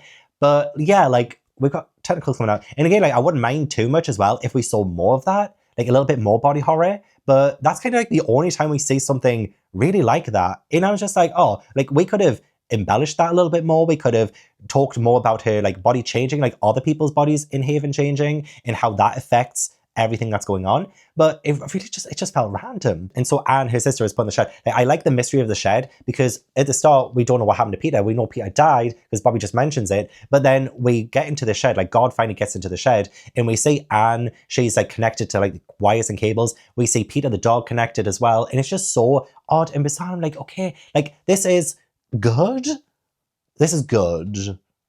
but weird and not really thought out in a way, because yeah, like, things would just be like thrown at me, and I feel like this is Stephen King just throwing things to the wall, just hoping something sticks. Because then again, like, I don't know how he can really beat a tentacle snatch, but then we have a killing cork machine.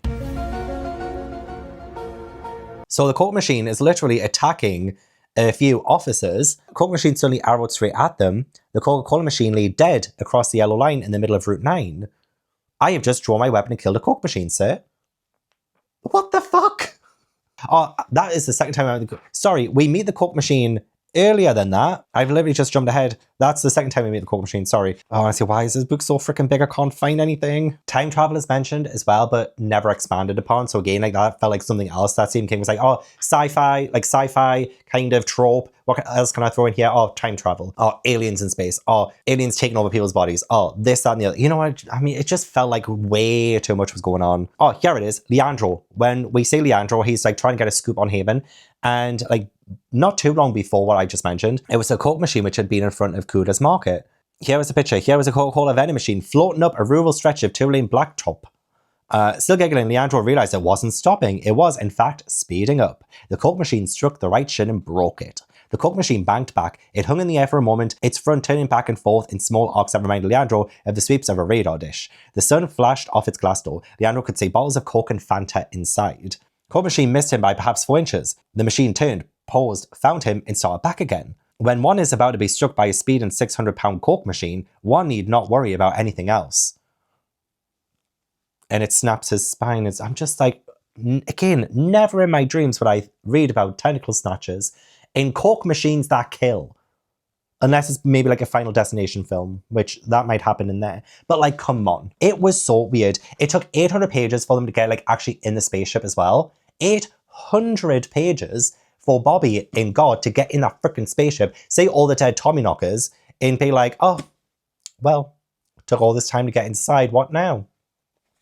Honestly, it felt like there was no rhyme or reason. And it did start out good. It did start out good. I was like genuinely invested in what's happening to Haven, what's happening in this town. But Haven itself is not as fully realized as like Derry or Jerusalem's Lot or anything like that. I feel like those towns like felt real and lived in and believable and shit like that. But in Haven, I couldn't care too much about it. And I didn't think the characters were as good as any other Stephen King book. It just left me not really wanting to root for many people, if anyone at all. And while I do like a good bonkers idea every now and then, it was too much. I like the moment with the typewriter. You know, when Bobby is showing God the typewriter and it's like kind of writing on its own, but it's Bobby thinking the stuff and it's like writing it down on the paper. That was good. I liked that. But again, like that happened at the start.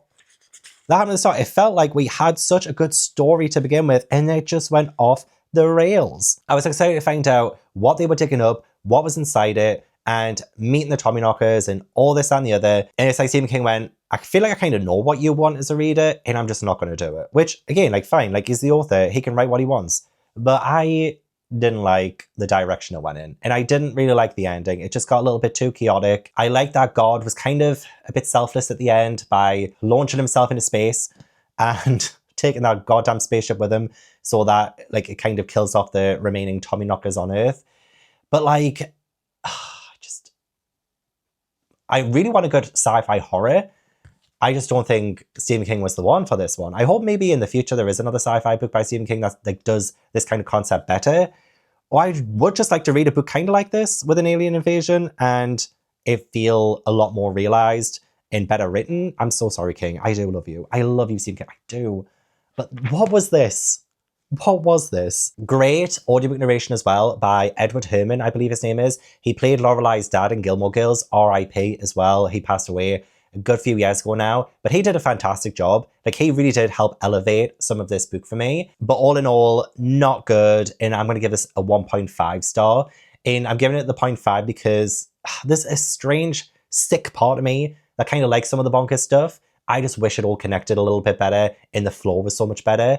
But yeah, it was definitely a book, one I don't think I would ever want to reread. And it does mean that this episode ends on like such a rather spectacular note, like not good in terms of rating, but like as a book itself, just like bizarre, man. And that makes for an interesting ending of this episode. I got this random ass Stephen King logo thing from eBay and it came way too small. I thought it was going to be bigger than this. So it looks a little bit shit on the shelf, but I wanted something for it, especially since I'm expanding. The Stephen King section is getting way bigger now. But I do want to talk about the results of this episode and the results of the poll that I put out a week ago. So every time I start a new Stephen King episode, I ask on my community page on YouTube, which of these 4 books is your favorite from the episode? And I get people to vote. Obviously, it isn't like accurate or anything. Not everyone's read every single book from this video, but they just vote for their favorite. And I was a little bit surprised by the result of this. And I do like to do this because I like to compare with my own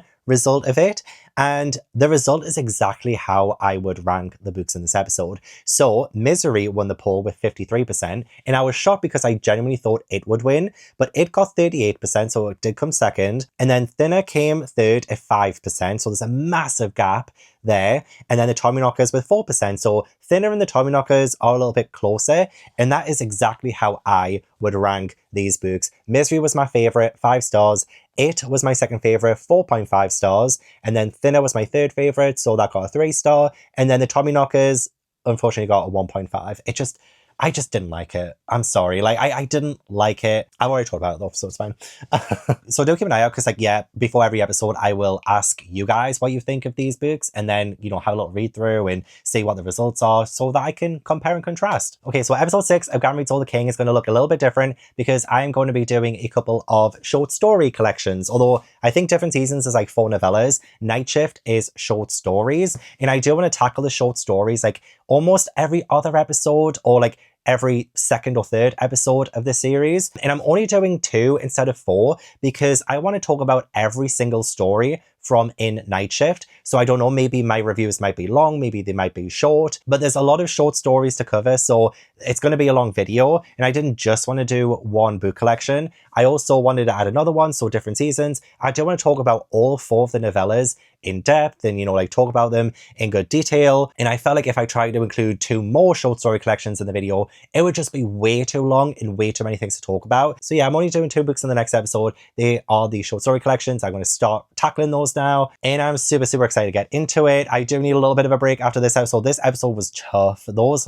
books were so hard to get through sometimes. 1 book over 1,000 and 1 book nearly 1,000 for 1 episode is so much. So yeah, the next episode might be more like 3 months rather than 2 months because I do like to do them bi-monthly, but maybe it'll be 3 months. But it will be done by summer 2025. So thank you so much for watching. I really appreciate it. Don't forget to leave this video a like if you enjoyed and subscribe if you haven't already. Please write all the comments down below. Let me know if you agreed with me or disagreed with me with anything. Let me know what your favorite book of the video was, whether it was Thinner, It, Misery, or the Tommyknockers. I'd love to know all of your thoughts and feelings about it. But do keep it respectful because these are just all my opinions and we will most likely differ in them, and that's fine. I want to give a huge thank you to my patrons for supporting my channel. If you'd like to join my Patreon, then the link is in the description box. But yeah, I hope I will see you in the next video. Bye.